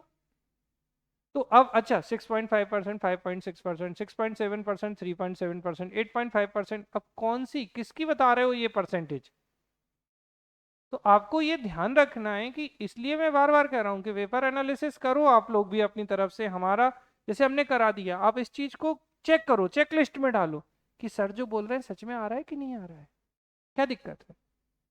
मनुष्य जो है सबसे बौद्धिक प्राणी है ना, इंटेलेक्चुअल पर्सन है ना। तो आप प्रीवियस ईयर देखो, अतः आपका ये जो विश्वास है ना हम पे और बढ़ेगा। हाँ यार, आ तो रहा है। अच्छा, यही तो पूछ रहे हैं सर जो बोल रहे हैं। सर ने हमारी कितनी सारी एनालिसिस को बचा दिया, लेकिन वो एनालिसिस जैसे आप देखोगे, बार बार लगाओगे ना, वो स्ट्रांग होती जाएगी, फिट होती जाएगी। हाँ यार, ये पूछ तो रहा है। और भाई देखो, मैंने कहा ना, 90% आप हमारी बात मानो, 10% आप में जितनी अक्ल है और जितनी दम है आप में पढ़ने की, आप पढ़ो, हम आपको बिल्कुल नहीं रोके। लेकिन जब हमारा 90% जो हम आपको बता रहे हैं वो आप पढ़ लो, तब उसके बाद 10% पे दिमाग लगाना। अब बच्चे क्या करते हैं, जो सर ने बता दिया वो तो हम ठीक है कर लेंगे, हम कहाँ दिमाग लगाएं, बोले वो 10% जो हमें पढ़ना है पहले हम वो पढ़ लेते हैं। और 10% को 90% पढ़ते हैं, और 90% को 10% पढ़ते हैं। पंचवर्षीय योजनाएं प्रारंभिक परीक्षा में इसीलिए बन जाया करती हैं, 5 ईयर प्लान अब तो भारत सरकार ने ही बंद कर दिए। कारण ये है कि जो 10 से 20% सिलेबस जो बड़ा होता है उसे 90% लोग पढ़ते रहते हैं, या कहें 98% लोग पढ़ते रहते हैं। और जो छोटा सिलेबस है, वो जो तय सिलेबस है, उसको लोग या उन क्वेश्चंस को नहीं पढ़ने की कोशिश करते हैं, या उनकी अप्रोच ही डेवलप नहीं हो पाती। आपको मैं बहुत सिंपल वे में बोलूं कि इतने सारे यूट्यूब चैनल हैं, इतनी सारी कोचिंग्स हैं, इतने सारे मेंटरशिप प्रोग्राम्स हैं, कितने ऐसे टीचर, या मैं किसी को देखिए ब्लेम नहीं कर रहा हूँ, मैं जस्ट एक बात कह रहा हूँ कि आप इस चीज पे सोचिए कि आप सर्च करिए, आपसे जैसे मैं कह रहा हूँ, चलिए आप यूट्यूब पे सर्च करिए इतिहास के महत्वपूर्ण टॉपिक एमपीपीएससी के लिए। अब आप देखिए कि कितने वीडियो आपको मिल जाएंगे। या पॉलिटी के कौन से क्वेश्चंस आते हैं ये हमें कोई एनालिसिस करके बता दे, या हिस्ट्री के या ज्योग्राफी के कौन से क्वेश्चंस आते। आप देखिए बहुत हैं, मतलब लाखों करोड़ों चैनल्स, लाखों चीजें, लेकिन आपके लिए जो आपके रास्ते को आसान करे वो चीजें आप ढूंढते रह जाएंगे। तो ये जो परिवर्तन है, बेसिकली ये जो समस्या है, इसको सॉर्ट आउट करिए। होता क्या है, जैसे खूब चल रही हैं, चैनल चल रहे हैं, क्वेश्चन लगवा रहे हैं, खूब ऑब्जेक्टिव लगवा रहे हैं, तो आप लगाइए, मैं मना नहीं कर रहा हूँ, आपकी इच्छा है वो। लेकिन पहले आप अपने दिमाग को फिक्स कर लीजिए कि भाई ये सेक्शन है जो आ रहा है, और उसे वेरीफाई करिए, जैसे मैंने आपको बता दिया। अब बताने के बाद मैंने जैसे ही कहा कि कौन सा आ रहा है, तो आप क्या करिए, उसको प्रीवियस ईयर में देखिए। जब आप उसे प्रीवियस ईयर में देखेंगे तो जाके आपको समझ में आएगा कि हाँ ये वास्तव में आ रहा है, और इसको हमें अच्छे से पढ़ने की आवश्यकता है। उम्मीद है आपको बात समझ में आ गई होगी मध्य प्रदेश और भारत। अच्छा, इसको लोग बहुत खींचते हैं, और पता क्या होता है, इसकी किताब अपडेट होने के चक्कर में 1 महीने या 1.5 महीने पहले कई सारी किताबें आ जाती हैं अलग अलग पब्लिकेशंस की। मैं उनको कोई दोष नहीं दे रहा हूँ, आपको ध्यान रखना है ना, आपका सिलेक्शन होना है, वो थोड़ी कह रहे हैं कि आप ले ही लो। तो ऐसे में हमें जैसे ही नया डेटा मिलता है, और हमेशा याद रखना जो आपके पास नहीं होता है वो आपको बहुत अट्रैक्ट करता है, ठीक है, क्योंकि घर की मुर्गी दाल बराबर, ठीक, बाहर की मुर्गी एकदम मजेदार होती है। तो ये जो बेसिक चीज है कि जैसे जो चीज आपको नहीं पता होगी वो आपको इतना अट्रैक्ट करेगी और आप उसे पढ़ते जाएंगे। आपको पता है कम से कम ऐसे बच्चे 10% होते हैं जो बहुत आराम से एग्जाम निकाल लें, लेकिन वो बाहर क्यों होते हैं? क्योंकि वो इतने डरे होते हैं एग्जाम से और इतना सारा पढ़ते हैं कि उनका सब हौच पौच हो जाता है। और सच बताएं, जो इम्पोर्टेंट सेक्शन है उसे वो रिवाइज ही नहीं कर पाते, और जो इम्पोर्टेंट नहीं है उसको वो खूब सारा पढ़ लेते हैं, डर डर के मारे, बोले थोड़ा सा पढ़ लेते हैं, एक बार देख लेते हैं, क्या पता आ जाए, क्या पता आ जाए, क्या पता आ जाए। और इस चक्कर में उनने खूब सारा डेटा याद कर लिया, और वो मिक्स हो गया तो कहानी खत्म हो जाती है आपकी। ठीक है, तो ये थी हमारी यूनिट 5 राज्य व्यवस्था की, और यूनिट 6 अर्थव्यवस्था से संबंधित। अब हम आ जाते हैं, कई लोग जिनका विज्ञान नहीं रहा है उनको बड़ी तकलीफ होती है इस यूनिट से। बट माय डियर स्टूडेंट, मैं आपको बता दूं कि विज्ञान जो है, अब विज्ञान जैसा कुछ नहीं है इसमें। पहले आता था विज्ञान, अब बहुत सरल चीजें हैं जो आपके एग्जाम में आती हैं। और इन 10 प्रश्नों में से एक प्रश्न तो मैंने आपको ऑलरेडी बता चुके हैं, क्या है? सस्टेनेबल डेवलपमेंट गोल, ये रहा आपका क्वेश्चन। ठीक है, तो सतत विकास की अवधारणा, तो जो सस्टेनेबल डेवलपमेंट गोल है ये कौन लेके आया? तो वर्टलैंड कमीशन जो था, ठीक है, वर्टलैंड कमीशन के द्वारा एसडीजी की अवधारणा को लाया गया था। इससे संबंधित कितने गोल हैं? तो 17 गोल हैं, कब तक हमें अचीव करने हैं। इससे पहले क्या चलते थे? तो एमडीजी चलते थे, मिलेनियम डेवलपमेंट गोल। और इन एसडीजी या सस्टेनेबल डेवलपमेंट गोल में से आपको बिल्कुल 1 से 17 तक के नाम कि किस गोल में किसकी बात की गई है, यहाँ से ये वन डिस्ट्रिक्ट वन प्रोडक्ट वाला क्वेश्चन है, एक वहां से मिलेगा, एक यहाँ से आपको सीधा जाके मिलेगा। बिल्कुल दो आ सकते हैं, क्योंकि ये इकोनॉमी में भी था और ये आपके साइंस में भी। और ऐसे टॉपिक जो मल्टीपल टाइम्स रिपीट होते हैं, आप एक बात बताओ कि जब दो दो तीन तीन बार चीजें रिपीट होंगी, मतलब आयोग को कहीं ना कहीं वो प्रिय होंगी। रिपीटेशन तो तभी होगा। ठीक है, पर्यावरणीय कारक, पारिस्थितिक तंत्र और जैव विविधता, इनसे क्वेश्चंस यूजुअली कुछ खास नहीं आते हैं। बस एक क्वेश्चन पूछते हैं कि पारिस्थितिक तंत्र की अवधारणा, इकोसिस्टम नाम किसने दिया था? तो ये आप लोग हमें कमेंट करके बताइएगा कि भाई इकोसिस्टम, और हम आपको एक और दो क्वेश्चन दे देते हैं, एक इकोसिस्टम नाम किसने दिया, एक इकोलॉजी नाम किसने दिया, और एक जैव विविधता नाम किसने दिया? तो वाल्टर जी रोसेन जो थे, इन्होंने बायोडायवर्सिटी या जैव विविधता नाम दिया था। इकोसिस्टम और इकोलॉजी नाम किनके द्वारा दिए गए? ये क्वेश्चन आपसे पूछ लिए जाते हैं। मतलब बच्चा क्या पढ़ता है, अंदर घुस घुस के पारिस्थितिक तंत्र, और वो बड़ा प्यार से पूछ लेता है, बोले पारिस्थितिक तंत्र नाम किसने दिया, बात खत्म। Who coined the term ecosystem, और खत्म हो गई उसकी कहानी। एक आध बार क्वेश्चन कैसे पूछे गए हैं, उत्पादक क्या होते हैं? तो जो क्या करते हैं आपके, अपना भोजन स्वयं बनाते हैं, जो स्वपोषी या ऑटोट्रॉफिक होते हैं वो उत्पादक होते हैं। एग्जाम्पल आपके हो गए पौधे। तो ये क्वेश्चन आपसे पूछा गया है। ठीक है, फिर पूछते हैं प्राथमिक उपभोक्ता जो हैं वो खाद्य श्रृंखला में किस स्तर पर होते हैं? हाँ जी, अच्छा इंग्लिश में क्या पूछा मैंने? फूड चेन में कौन से लेवल पर होते हैं जो प्राइमरी प्रोड्यूसर हैं, तो वो कौन से स्तर पर लाइज करते हैं? और थोड़ा सरल कर देते हैं, स्पष्ट करते हैं, क्योंकि ऐसे समझ नहीं पा रहे हैं आप क्वेश्चन क्या है। कि जैसे जो ट्रॉफिक लेवल या पोषण स्तर होते हैं, तो उन पोषण स्तरों में ट्रॉफिक लेवल पर जो प्राइमरी कंज्यूमर हैं वो कौन से ट्रॉफिक लेवल पर होते हैं? T1 यानी ट्रॉफिक लेवल 1, T2 यानी कि 2, T3, T4 किस लेवल पर होंगे? अच्छा, इसे बहुत लोग गलत कर देते हैं बिना मतलब में। देखिए, उत्पादक जो हैं ये क्या हैं? ये ट्रॉफिक लेवल 1 है, पोषण स्तर का पहला स्तर है। अब उत्पादक के बाद कौन आते हैं?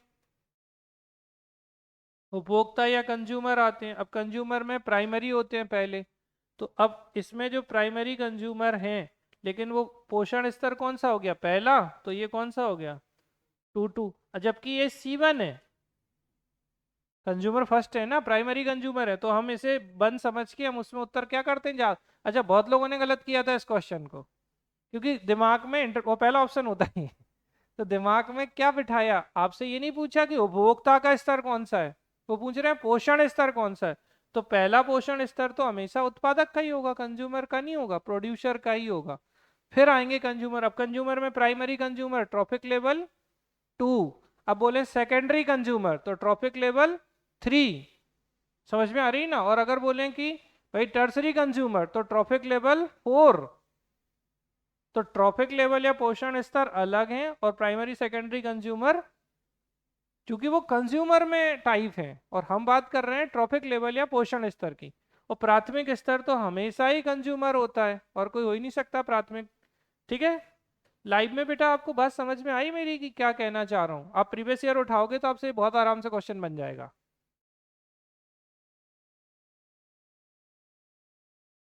देखो ऐसे समझो, पहला trophic level consumer sorry producer है, दूसरा ट्रॉफिक लेवल आपका क्या हो गया? कंज्यूमर। अब इस दूसरे को ऑलरेडी कैटेगराइज किया गया है, हाँ, टू में। तो टू में अब जैसे उपभोक्ता में एक होते हैं प्राथमिक उपभोक्ता, प्राइमरी कंज्यूमर। तो प्राइमरी कंज्यूमर जो है वो आपका ट्रॉफिक लेवल 2 है। अब अगर आपसे बोले सेकेंडरी कंज्यूमर, तो ये क्या हो जाएगा? ट्रॉफिक लेवल 3 हो जाएगा। ठीक है, अगर आपसे बोले टर्सरी कंज्यूमर, तो ये कौन सा हो जाएगा? ट्रॉफिक लेवल 4 हो जाएगा। इस तरीके की चीजें होती हैं। तो बस पूछा आपसे क्या था वो, कि ये जो आपका क्या है, प्राइमरी कंज्यूमर है, ये किस ट्रॉफिक लेवल पर होता है? तो ट्रॉफिक लेवल 2 पर होता है, क्योंकि पहले ट्रॉफिक लेवल पे तो हमेशा उत्पादक होते हैं। लाइव क्लास, बात समझ में आ रही है या नहीं? रिप्लाई कर दो बेटा। ठीक। अब एक इम्पॉर्टेंट क्वेश्चन है आपका, सिकल सेल एनीमिया। प्रिकॉशनरी हम आपको सिकल सेल एनीमिया, हीमोफिलिया और कलर ब्लाइंडनेस, ये तीनों चीजें पढ़ा देते हैं। क्या? सिकल सेल एनीमिया, हीमोफिलिया और कलर ब्लाइंडनेस। लेकिन आपके सिलेबस में यहाँ से क्वेश्चन सीधा आएगा, और एक्सेप्शनल कंडीशन होगी तो क्या? हीमोफिलिया और कलर ब्लाइंडनेस से आ जाएगा। अब जैसे बड़े सरल सरल क्वेश्चन है, तो ये मान के क्या चलते हैं कि ऐसे कौन से लोग हैं जो लाल और हरे रंग में अंतर नहीं कर पाते, ये किस बीमारी से ग्रसित हैं?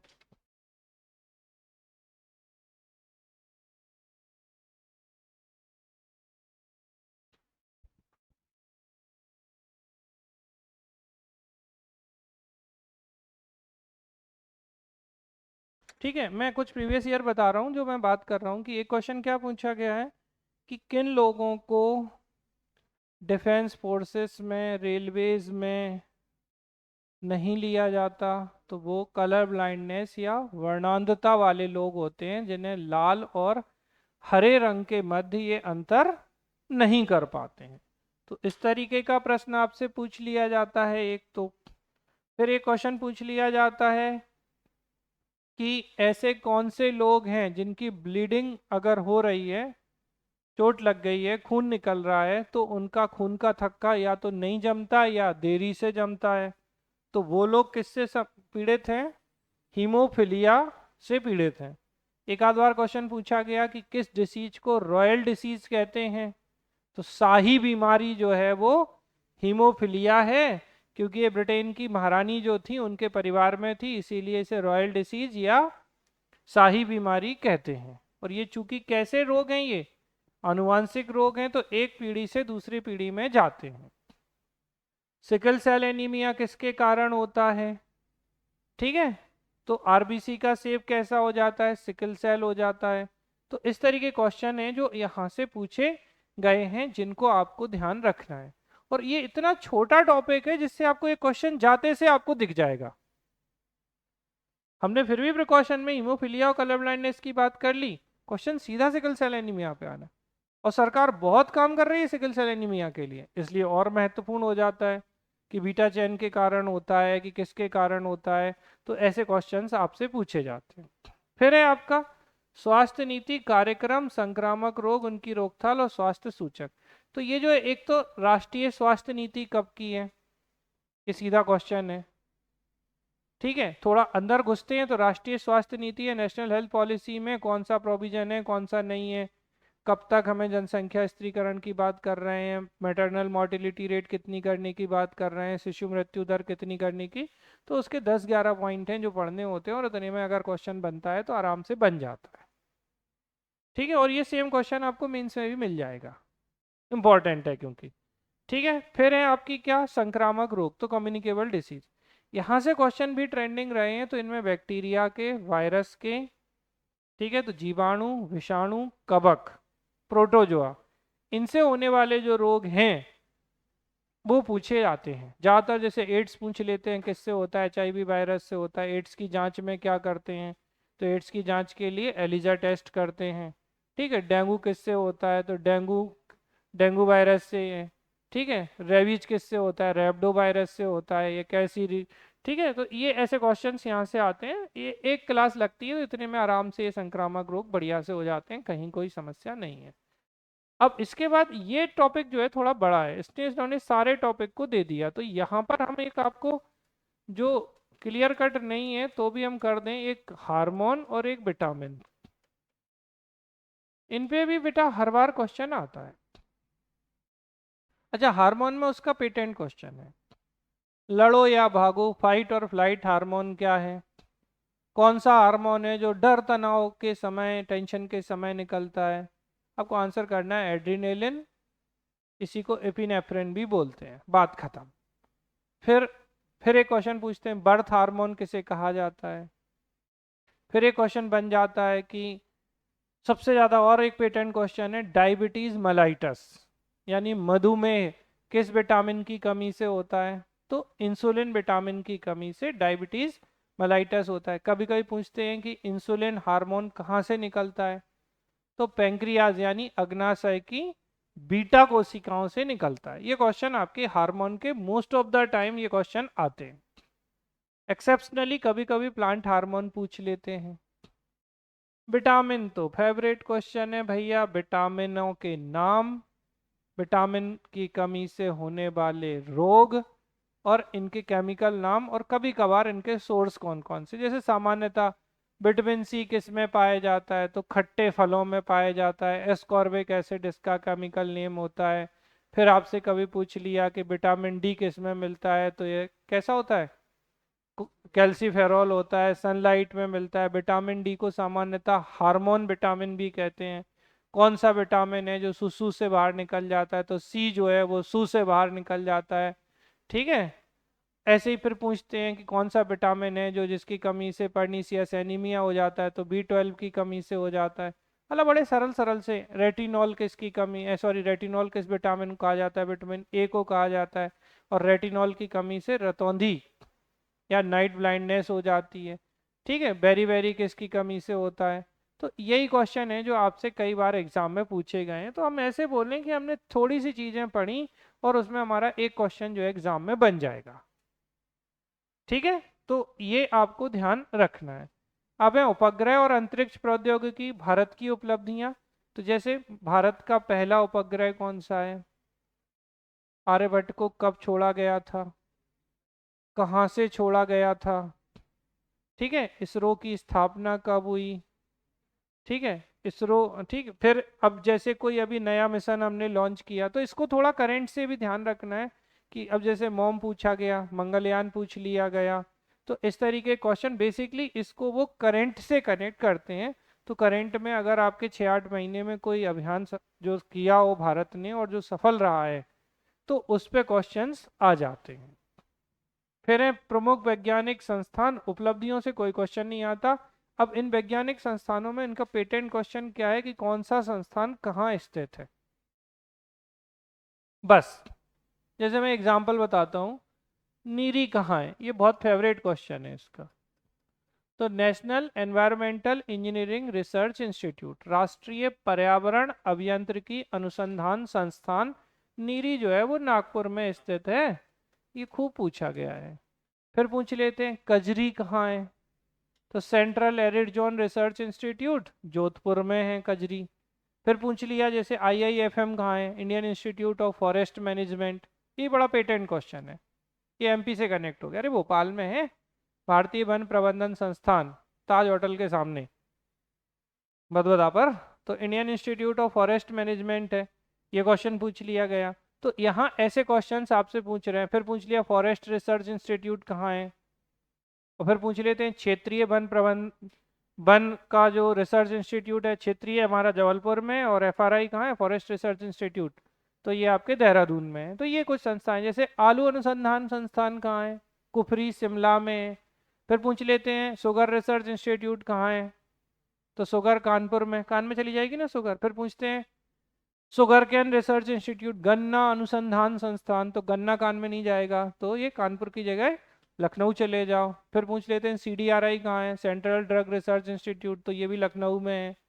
तो इस तरीके के संस्थान है, 25-30 संस्थान पढ़ाते हैं, उनमें से क्वेश्चन यूजली बन जाया करते हैं, नहीं तो एलिमिनेट हो जाते हैं ऑप्शन, तो उनको आपको ध्यान रखना है। ठीक है, विज्ञान की प्रमुख शाखाएं, तो इनमें जैसे कि अगर हम कहें कि एल्गी, शैवालों की स्टडी क्या कहलाती है, तो ये क्या कहलाती है, फाइकोलॉजी कहलाती है। तो फाइको मतलब एल्गी, लॉजी मीन्स स्टडी। कवक की स्टडी क्या कहलाती है, माइकोलॉजी कहलाती है। बैक्टीरियोलॉजी, बैक्टीरिया का अध्ययन है, ठीक है।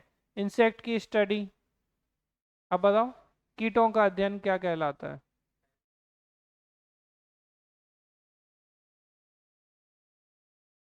नहीं। इंसेक्ट की स्टडी, अच्छा पता भी होगा आप लोगों को, लेकिन आप याद नहीं कर पाओगे एक झटके में,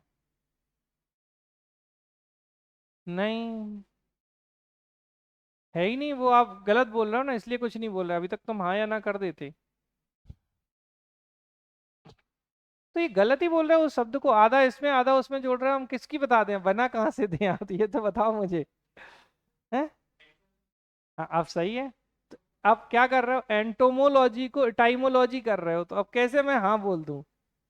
क्या है एंटोमोलॉजी, ENTOMO, एंटोमोलॉजी जो है स्टडी ऑफ इंसेक्ट, कीटों का अध्ययन क्या कहलाता है, ये एंटोमोलॉजी। ठीक है, यानी कि ये अगर लॉजिस्ट लगा देंगे तो कीट रोग विशेषज्ञ हो जाएंगे, एंटोमोलॉजिस्ट हो जाते हैं। तो ऐसे क्वेश्चंस आते हैं।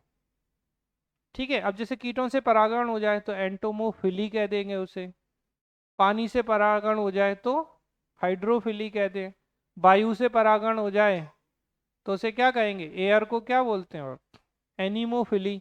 इस तरीके के क्वेश्चंस बन जाते हैं। तो ये ब्रांचेस जो हैं, ये भी मतलब आपको मैं पढ़ाता तो प्रिकॉशनरी 30-40 तक हूँ, लेकिन आती में वो मुझे लगता है 25 से 30 अगर आप जो इम्पोर्टेंट हैं वो कर लेते हैं तो एक क्वेश्चन आपका यहाँ से बन जाता है, एक क्वेश्चन यहाँ से बन जाता है। ठीक है, एक क्वेश्चन आपका यहाँ से आता है। इनमें से कभी कभी तो दोनों में से ही आते हैं, लेकिन या विटामिन या हार्मोन में से एक तो पक्का ही आना है, वैसे तो ये दो हो सकते हैं। ठीक है, फिर इसके बाद एक क्वेश्चन यहाँ से आपका आता है, ये ध्यान रखना है, यहाँ से तो एक और दो क्वेश्चंस बनने की पॉसिबिलिटी है। तो ये आपके साइंस से लगभग 10-11 क्वेश्चंस जो आपके आते हैं, ये वो टॉपिक हैं, और इनमें कौन कौन सी चीज़ें हैं जिनको आपको ध्यान रखना है। अच्छा ये सरल है, मैं आपको फिर बोलूँगा, भारत के इतिहास में 10 प्रश्न के लिए मेहनत करने से, विज्ञान में 10 प्रश्न के लिए मेहनत करना उससे 4 गुना आसान है। लेकिन चूंकि गिनती हमारी 1 से शुरू होती है तो वो एक समस्या है, क्योंकि हम पढ़ेंगे तो ABCD से ही और 1-2 से ही। अच्छा प्री हो या मेंस, ये समस्या हमेशा विद्वान रहती है, क्योंकि लोगों को बिल्कुल शुरू से पढ़ने की बीमारी लगी है। तो उम्मीद करते हैं कि ये हमारा विज्ञान वाला जो था उसका थोड़ा सा, देखो इसमें क्या किया इन्होंने, प्रदूषण, प्राकृतिक आपदाएं और प्रबंधन, इसको और इन्होंने ऐड किया है। तो बेसिकली यहाँ से जो क्वेश्चंस आते हैं, ये 7वीं चल रही है, नहीं तो फिर आप कंफ्यूज हो जाओ, मैं लिख देता हूँ। अब वो वहाँ दिख नहीं रही थी ना, इसलिए यहाँ तक 7 है, ये 8 का हिस्सा है। तो अब क्या पूछते हैं, जैसे प्रदूषण। अब प्रदूषण में बहुत पेटेंट क्वेश्चन है इनके, मतलब बिना मतलब की चीज़ें नहीं है। अब जैसे पूछ लेते हैं कि, समझना अच्छे से, कैडमियम की कारण कौन सी डिसीज हो जाती है। पानी में कैडमियम हो सकता है, और कैडमियम आपसे आ गया बॉडी में, तो कैडमियम के कारण इटाई इटाई। तो क्या क्वेश्चन बना है, कैडमियम के कारण कौन सी डिसीज, तो इटाई इटाई, नहीं तो पिटाई पिटाई कर देगा ये क्वेश्चन आपकी। तो कैडमियम से इटाई इटाई। फिर होता है एक मरकरी यानी पारा, तो पारा के कारण, ये पारा वाले हैं मिनीमाटा रोग। तो जापान की मिनीमाटा खाड़ी में हुआ था, तो पारे की अधिकता से या मरकरी के कारण मिनीमाटा, और कैडमियम की अधिकता से इटाई इटाई हो जाता है। ठीक है, जैसे फ्लोरीन, फ्लोरोसिस हो जाती है, नॉकनी सिंड्रोम हो जाता है। तो ये कुछ जो ऑक्यूपेशनल डिसीज हैं, ये प्रदूषण के कारण, व्यवसाय के कारण जो उत्पन्न हो रही हैं, उनसे क्वेश्चंस आते हैं। फिर हैं आपके नेचुरल डिजास्टर्स। तो प्राकृतिक आपदाओं में आपको ये ध्यान रखना है, जैसे एनडीएमए, एसडीएमए, डीडीएमए, राष्ट्रीय आपदा प्रबंधन प्राधिकरण, राज्य आपदा और जिला आपदा प्रबंधन प्राधिकरण। फिर पूछते हैं एनडीएमए का एक्ट कब का है, कौन कौन से स्तर पर ये कार्य करता है। और इम्पॉर्टेंट क्वेश्चन है आपकी, बेसिकली बोले तो यहाँ से आता है प्रश्न सबसे ज़्यादा। आपदाएं, जैसे एक इम्पॉर्टेंट, 3 दिसंबर को क्या हुई, अरे भैया 3 दिसंबर 1984, ये हुई है भोपाल गैस ट्रेजेडी। ठीक है, पूछ ली किसके कारण हुई, तो MIC, मिक यानी methyl isocyanate, not cyanide, methyl isocyanate के कारण हुई, पानी से इसने क्रिया की। ठीक है, इस तरीके क्वेश्चन आपसे एग्जाम में पूछे गए हैं। फिर पूछ लेंगे रतनगढ़ हादसा कब हुआ, ठीक है, कुंभ में भगदड़ कब हुई। इस तरीके क्वेश्चन जो है वो यहाँ से बन जाते हैं, जो आपको ध्यान रखना है, जैसे फुकुशिमा में कब हुआ। ठीक, तो ये मुश्किल से 10 ऐसे पॉइंट हैं जो हम आपको पढ़ाते हैं, और उन्हीं से क्वेश्चन बन जाते हैं। और प्रिकॉशन में एक क्वेश्चन जो हम आपको ऐसे तो मेंस में भी पढ़ाते हैं, वो है पर्यावरणीय आंदोलन। ये सिलेबस में नहीं दिया, देखो आप, क्या नहीं दिया, एनवायरमेंटल मूवमेंट, लेकिन इन पे क्वेश्चन बहुत आए हैं। ठीक है, क्या, कौन सा आंदोलन चला था, चिपको आंदोलन किसने शुरू किया, सुंदर लाल बहुगुणा और चंडी प्रसाद भट्ट, गौरा देवी। क्वेश्चन पलट देते हैं, चिपको आंदोलन से कौन संबंधित नहीं है। चिपको आंदोलन के पैरेलल दक्षिण भारत में कौन सा आंदोलन किया गया, तो एपिको आंदोलन किया गया। फिर पूछते हैं एपिको आंदोलन के कौन है। ठीक है, नर्मदा बचाओ आंदोलन कब किया गया, ठीक है, मेधा पाटकर जी ने शुरू किया था, मध्य प्रदेश का है। ठीक, इस तरीके से साइलेंट वैली के लिए आंदोलन कब हुआ। तो ये क्वेश्चंस आपके एग्जाम में पूछे जाते रहे हैं। उम्मीद करते हैं कि आपको बात समझ में आ गई होगी। एक क्वेश्चन जो पर्यावरण और ज्योग्राफी में कॉमन क्वेश्चन मान लेते हैं, आप जिसमें रखना चाहो, तो वो होता है शोक, स्वरूप, कि हमें इस क्वेश्चन का बड़ा दुख है अगर हमें नहीं पता है। बंगाल का शोक किसे कहा जाता है, बिहार का शोक किसे कहा जाता है। ठीक है, तो ये जो नदियां हैं जिन्हें शोक के रूप में जाना जाता है, इनसे क्वेश्चंस बन जाया करते हैं, ये आपको ध्यान रखना है बहुत अच्छे से। हम देखो, हम क्या कह रहे हैं, हमें मतलब नहीं है कि हम उसे काउंट किस में करेंगे, हमें मतलब क्या है कि क्वेश्चन आए और हमसे बन जाए। तो 8-10 नदियां हैं जिन्हें अलग अलग शोक कहा जाता है, अपन इन क्वेश्चन को पूरा कर लें, फिर हमें क्वेश्चन का कोई शोक नहीं होगा, हमें खुशी होगी कि शोक आ गया। तो आपको ये ध्यान रखना है कि ऐसे क्वेश्चंस जो लगातार आ रहे हैं, उनको दिमाग में बसा के रखना है। ठीक है, तो उम्मीद है आपको 7वीं यूनिट जो है वो आपको समझ में आ गई हो। ठीक है, बिल्कुल बढ़िया से क्वेश्चंस हैं, सरल से प्रश्न आते हैं, जैसे ऑक्यूपेशनल डिसीज से क्वेश्चन बन जाता है। अच्छा, हर साल बन रहा है इस पे क्वेश्चन, फिर आपको मैं शुरू किया था जब डिस्कशन, तो मैंने क्या कहा था, पर्यावरण से संबंधित क्या अधिनियम, इस पे तो हम बहुत विस्तार से चर्चा कर चुके हैं कि भाई 1971 में रामसर आया, 1972 में वन्यजीव संरक्षण अधिनियम या स्टॉकहोम कन्वेंशन आया, 1973 में प्रोजेक्ट टाइगर आया, 1974 में जल प्रदूषण आया, 1980 में वन संरक्षण अधिनियम आया, 1981 में वायु प्रदूषण नियंत्रण निवारण अधिनियम आया, 1986 में एनवायरमेंट प्रोटेक्शन एक्ट पर्यावरण संरक्षण अधिनियम आया, जिसे हमने अम्ब्रेला लेजिस्लेशन छाता विधान कहा। ठीक है, फिर 1987 में मॉन्ट्रियल प्रोटोकॉल आया, किसके लिए, ओजोन के लिए, कनाडा में। 1992 में पृथ्वी शिखर सम्मेलन आया, 1997 में क्योटो प्रोटोकॉल आया जो कि क्लाइमेट चेंज या जलवायु परिवर्तन के लिए था।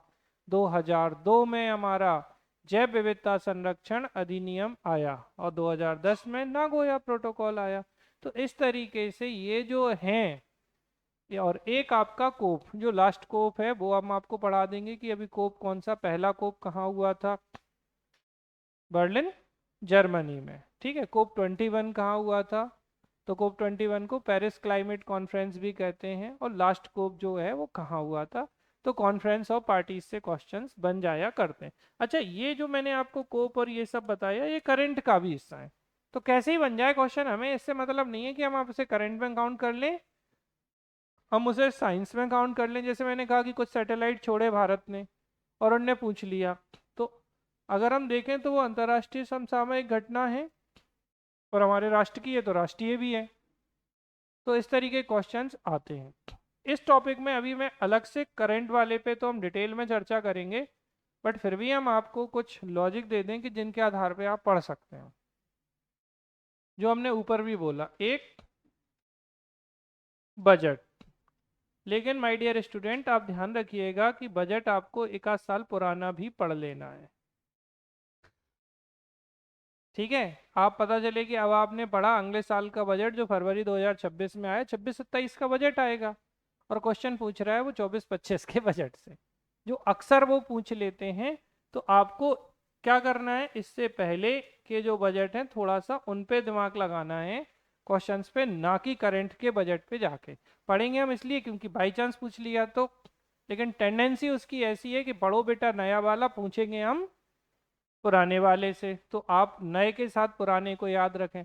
अच्छा, लास्ट टाइम्स में क्या हुआ कि हम लोग ना हमेशा 2 साल के क्वेश्चंस देते हैं, तो एक बच्चा बहुत खुश हुआ पेपर के बाद, बोले सर आपने जो लास्ट ईयर दिए थे वो इस साल बच गए क्वेश्चन। तो ऐसी भी चीजें और ये होती नहीं है, तो आपको थोड़ा ध्यान देना है कि ये चीज है। ठीक है, दूसरी चीज जो आपको पढ़नी है वो एक है योजनाएं। और योजनाएं कौन सी, मध्य प्रदेश सरकार की योजनाओं पे आपको ज़्यादा ध्यान रखना है। और इसके अलावा जो एक इम्पॉर्टेंट क्वेश्चन है करंट का, जो हर बार आपको मिल जाएगा एग्जाम में, वो क्वेश्चन आता है आपका किससे, तो अगर मध्य प्रदेश के किसी जनजातीय व्यक्तित्व या किसी व्यक्तित्व को क्या पद्मश्री अवार्ड, पद्म भूषण, पद्म विभूषण मिले हैं, तो ये क्वेश्चन हर बार एग्जाम में पूछे जा रहे हैं। और अगर कोई भारत रत्न अवार्ड डिक्लेयर हो गया तो वो तो इम्पोर्टेंट हो जाता है। मतलब आपको करंट में पर्सन और पर्सनैलिटी पे फोकस करना है कि इन्हें कौन सा पुरस्कार मिला, ये किस क्षेत्र से संबंधित थे।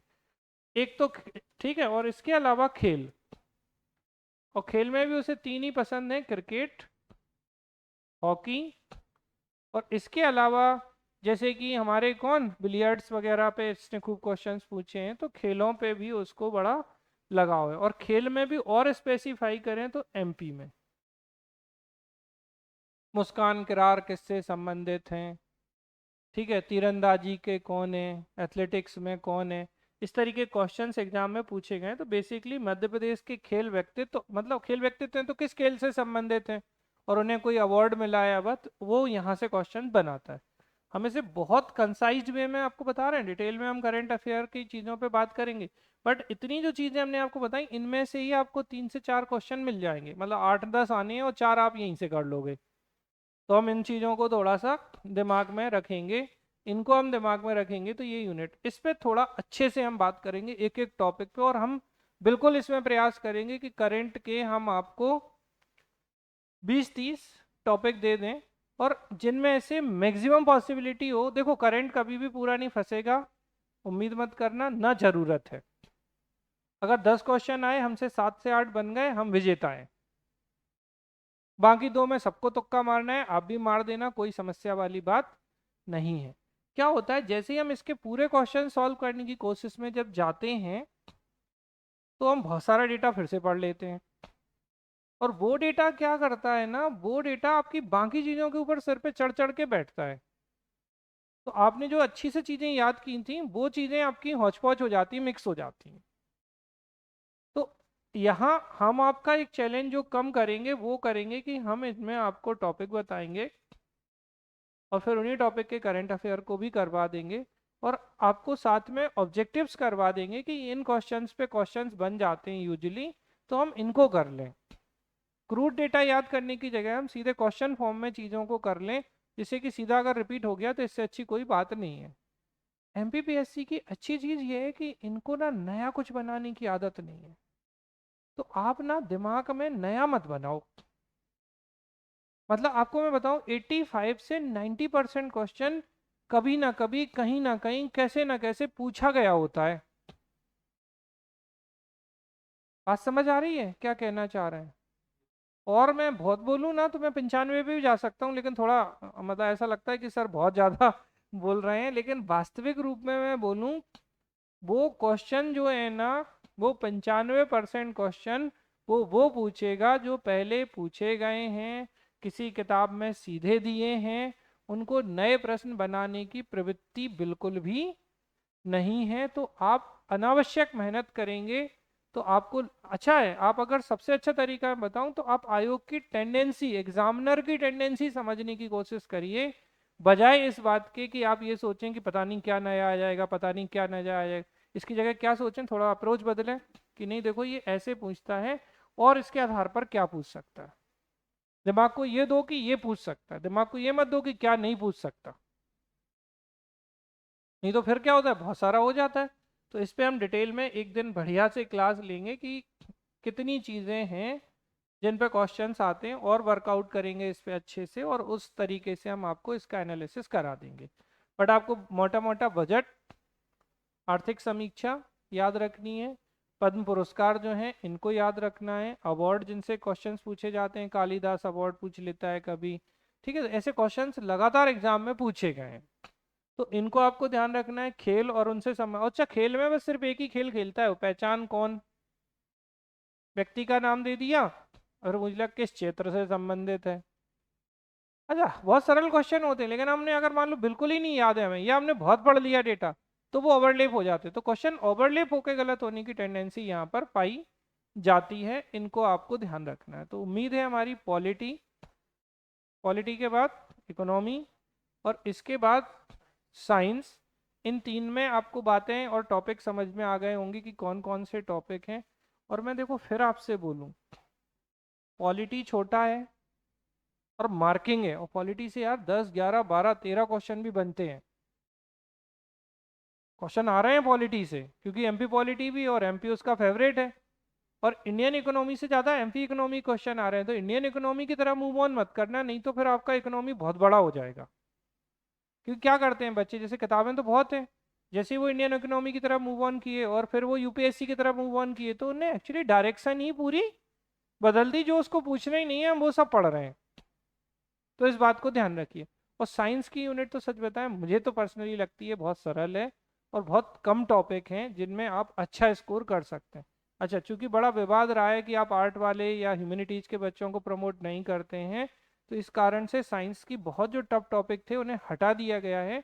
तो अब एकदम कोर साइंस आती नहीं है, जिसको बहुत डिफिकल्ट साइंस हम जिसे बोलते हैं, तो वो चीज़ें अब नहीं आती हैं। तो ये हमारे लिए एक प्लस पॉइंट होता है कि वो चीज़ें आई नहीं रही हैं, तो हम ज़बरदस्ती से, अब जैसे कोर फिजिक्स नहीं आती है, कोर केमिस्ट्री नहीं आती है, ठीक है, इवन कोर बायोलॉजी भी नहीं आती। अब जैसे पिछले लास्ट 2-3 ईयर में हम देखें तो क्लासिफिकेशन के भी प्रीलिम्स में आने के चांसेस बहुत कम रहते हैं, और बायो का एक ही टफ सेक्शन है, वो है क्लासिफिकेशन। और अच्छी बात ये है कि अब वो पूछ ही नहीं रहा है। बस उसमें कुछ मछलियों के वास्तविक नाम कौन से हैं, झूठी मछली है सच्ची मछली है, एक आध क्वेश्चन इससे बनता है, तो वो तो 5 मिनट का काम होता है। झूठी पढ़ लो, बाकी सब सच्ची हैं। भाई जैसे स्टार फिश स्यूडो फिश है, झूठी मछली है क्योंकि एक आइनोडर्मेटा का जंतु है। हम कहें कि भाई जैसे पेंगुइन, पेंगुइन क्या है, पेंगुइन क्या होती, पक्षी होता है, वर्ड है ये तो। आपसे पूछे डॉल्फिन क्या है, ठीक है, तो डॉल्फिन फिश नहीं है। व्हेल, सील, डॉल्फिन, तो व्हेल, सील और डॉल्फिन ये तीनों ही क्या हैं आपकी, ये मैमल्स या स्तनधारी हैं। पूछ लेते हैं कौन स्तनधारी नहीं है। सिल्वर फिश क्या है, ठीक है, फिर डेविल फिश क्या है, तो ऐसे मतलब 10 चीजें हैं, एक चार्ट है मेरे पास, मैं वही पढ़ा दूंगा, आपका हो जाएगा काम, कोई मतलब नहीं है जबरदस्ती। ठीक है, तो अब बचती हैं जनजातियां, जो कि अब समय हमें अनुमति नहीं दे रहा है। आप लोग अगर है ठीक ठाक आधा घंटे और करने की स्थिति में तो मैं बताऊं। और अगर आधा घंटे मतलब हमारा ये कि अपन जल्दी में ना करें कोई चीज़। और देखिए प्लीज, आप दोबारा देखिए वीडियो को, दोबारा समझिए, मैं फिर कह रहा हूँ, हम अगर 4 घंटे बिना मतलब की चीज़ें पढ़ सकते हैं, उससे अच्छा है कि हम 1.5 घंटे पहले हम वो समझ लें कि जिनसे क्वेश्चंस आते हैं, और फिर समझ के हम पढ़ेंगे ना, तो एक तो हमारा समय बचेगा पढ़ने का, और सही डायरेक्शन में मूव ऑन करेंगे। और इन चीज़ों को क्रॉस चेक करने के लिए आपको जैसे मन में अच्छा लगता है ना कि आपने भी देख लिया, तो आप प्रीवियस ईयर उठाइए और प्रीवियस ईयर के आसपास के क्वेश्चन देखिए, तो आपको जो चीज़ें बताई जा रही हैं आप पाएंगे कि हाँ यार यही चीज़ें आ रही हैं, तो आपको अंदर से भी वो अच्छी फील आएगी कि नहीं यार सही है, यही तो चीज़ें पूछी जा रही हैं, यही तो हम पढ़ रहे हैं। तो अगर आपके टॉपिक फिक्स हो जाएंगे, चीज़ें फिक्स हो जाएंगी ना, तो आपके पढ़ने की जो डायरेक्शन है वो गलत डायरेक्शन में जाने की जगह सही डायरेक्शन में जाने लगेगी। तो अब जो हमें टॉपिक करनी है, एक आईसीटी वाला हमें आपको बताना है, एक हमें जनजातीय ट्राइब वाला आपको बताना है, ये दो, और एक इंडियन ज्योग्राफी वाला तीसरा, और एक आपका करंट अफेयर को हमें डिटेल में डिस्कस करना है। तो हम लोग एक क्लास में आपके तीनों के तीनों करवा देंगे, और करंट पे अपन आराम से बात करेंगे थोड़ा सा चीज़ों को सोच के समझ के, क्योंकि इन तीनों को बताने के बाद हम आ जाएंगे टॉपिक पर अब। लेकिन याद रखिए कि इन तीनों में भी मैं आपको क्वेश्चंस बताऊंगा कुछ कुछ, जिससे कि वो सीधे सीधे भी कई बार रिपीट हो जाएंगे, जैसे ज्योग्राफी के क्वेश्चन हैं, या आपके जनजातियों के हैं, आईसीटी के क्वेश्चंस हैं, जैसे कुछ कुछ चीज़ें। तो वो आप बहुत ध्यान से सुनिएगा, मैं जान मान के बता इसलिए रहा हूँ कि कम से कम एक बार तो गुजर ही रहे हैं आप उनसे। दोबारा जब फिर पढ़ाएंगे तो फिर से गुजर जाएंगे, एक बार और रिवीजन करा देंगे तो तीसरी बार हो जाएगा। तो आपके गलत होने की पॉसिबिलिटी एग्जाम में कम हो जाती है, और डायरेक्ट क्वेश्चन होता है ना, दिमाग में फिट होता है कि हाँ यार सर ने ये कहा था, मतलब हमें इस टाइप के क्वेश्चंस जो हैं वो देखने हैं। ठीक, चलिए तो फिर मिलते हैं कल, थैंक यू।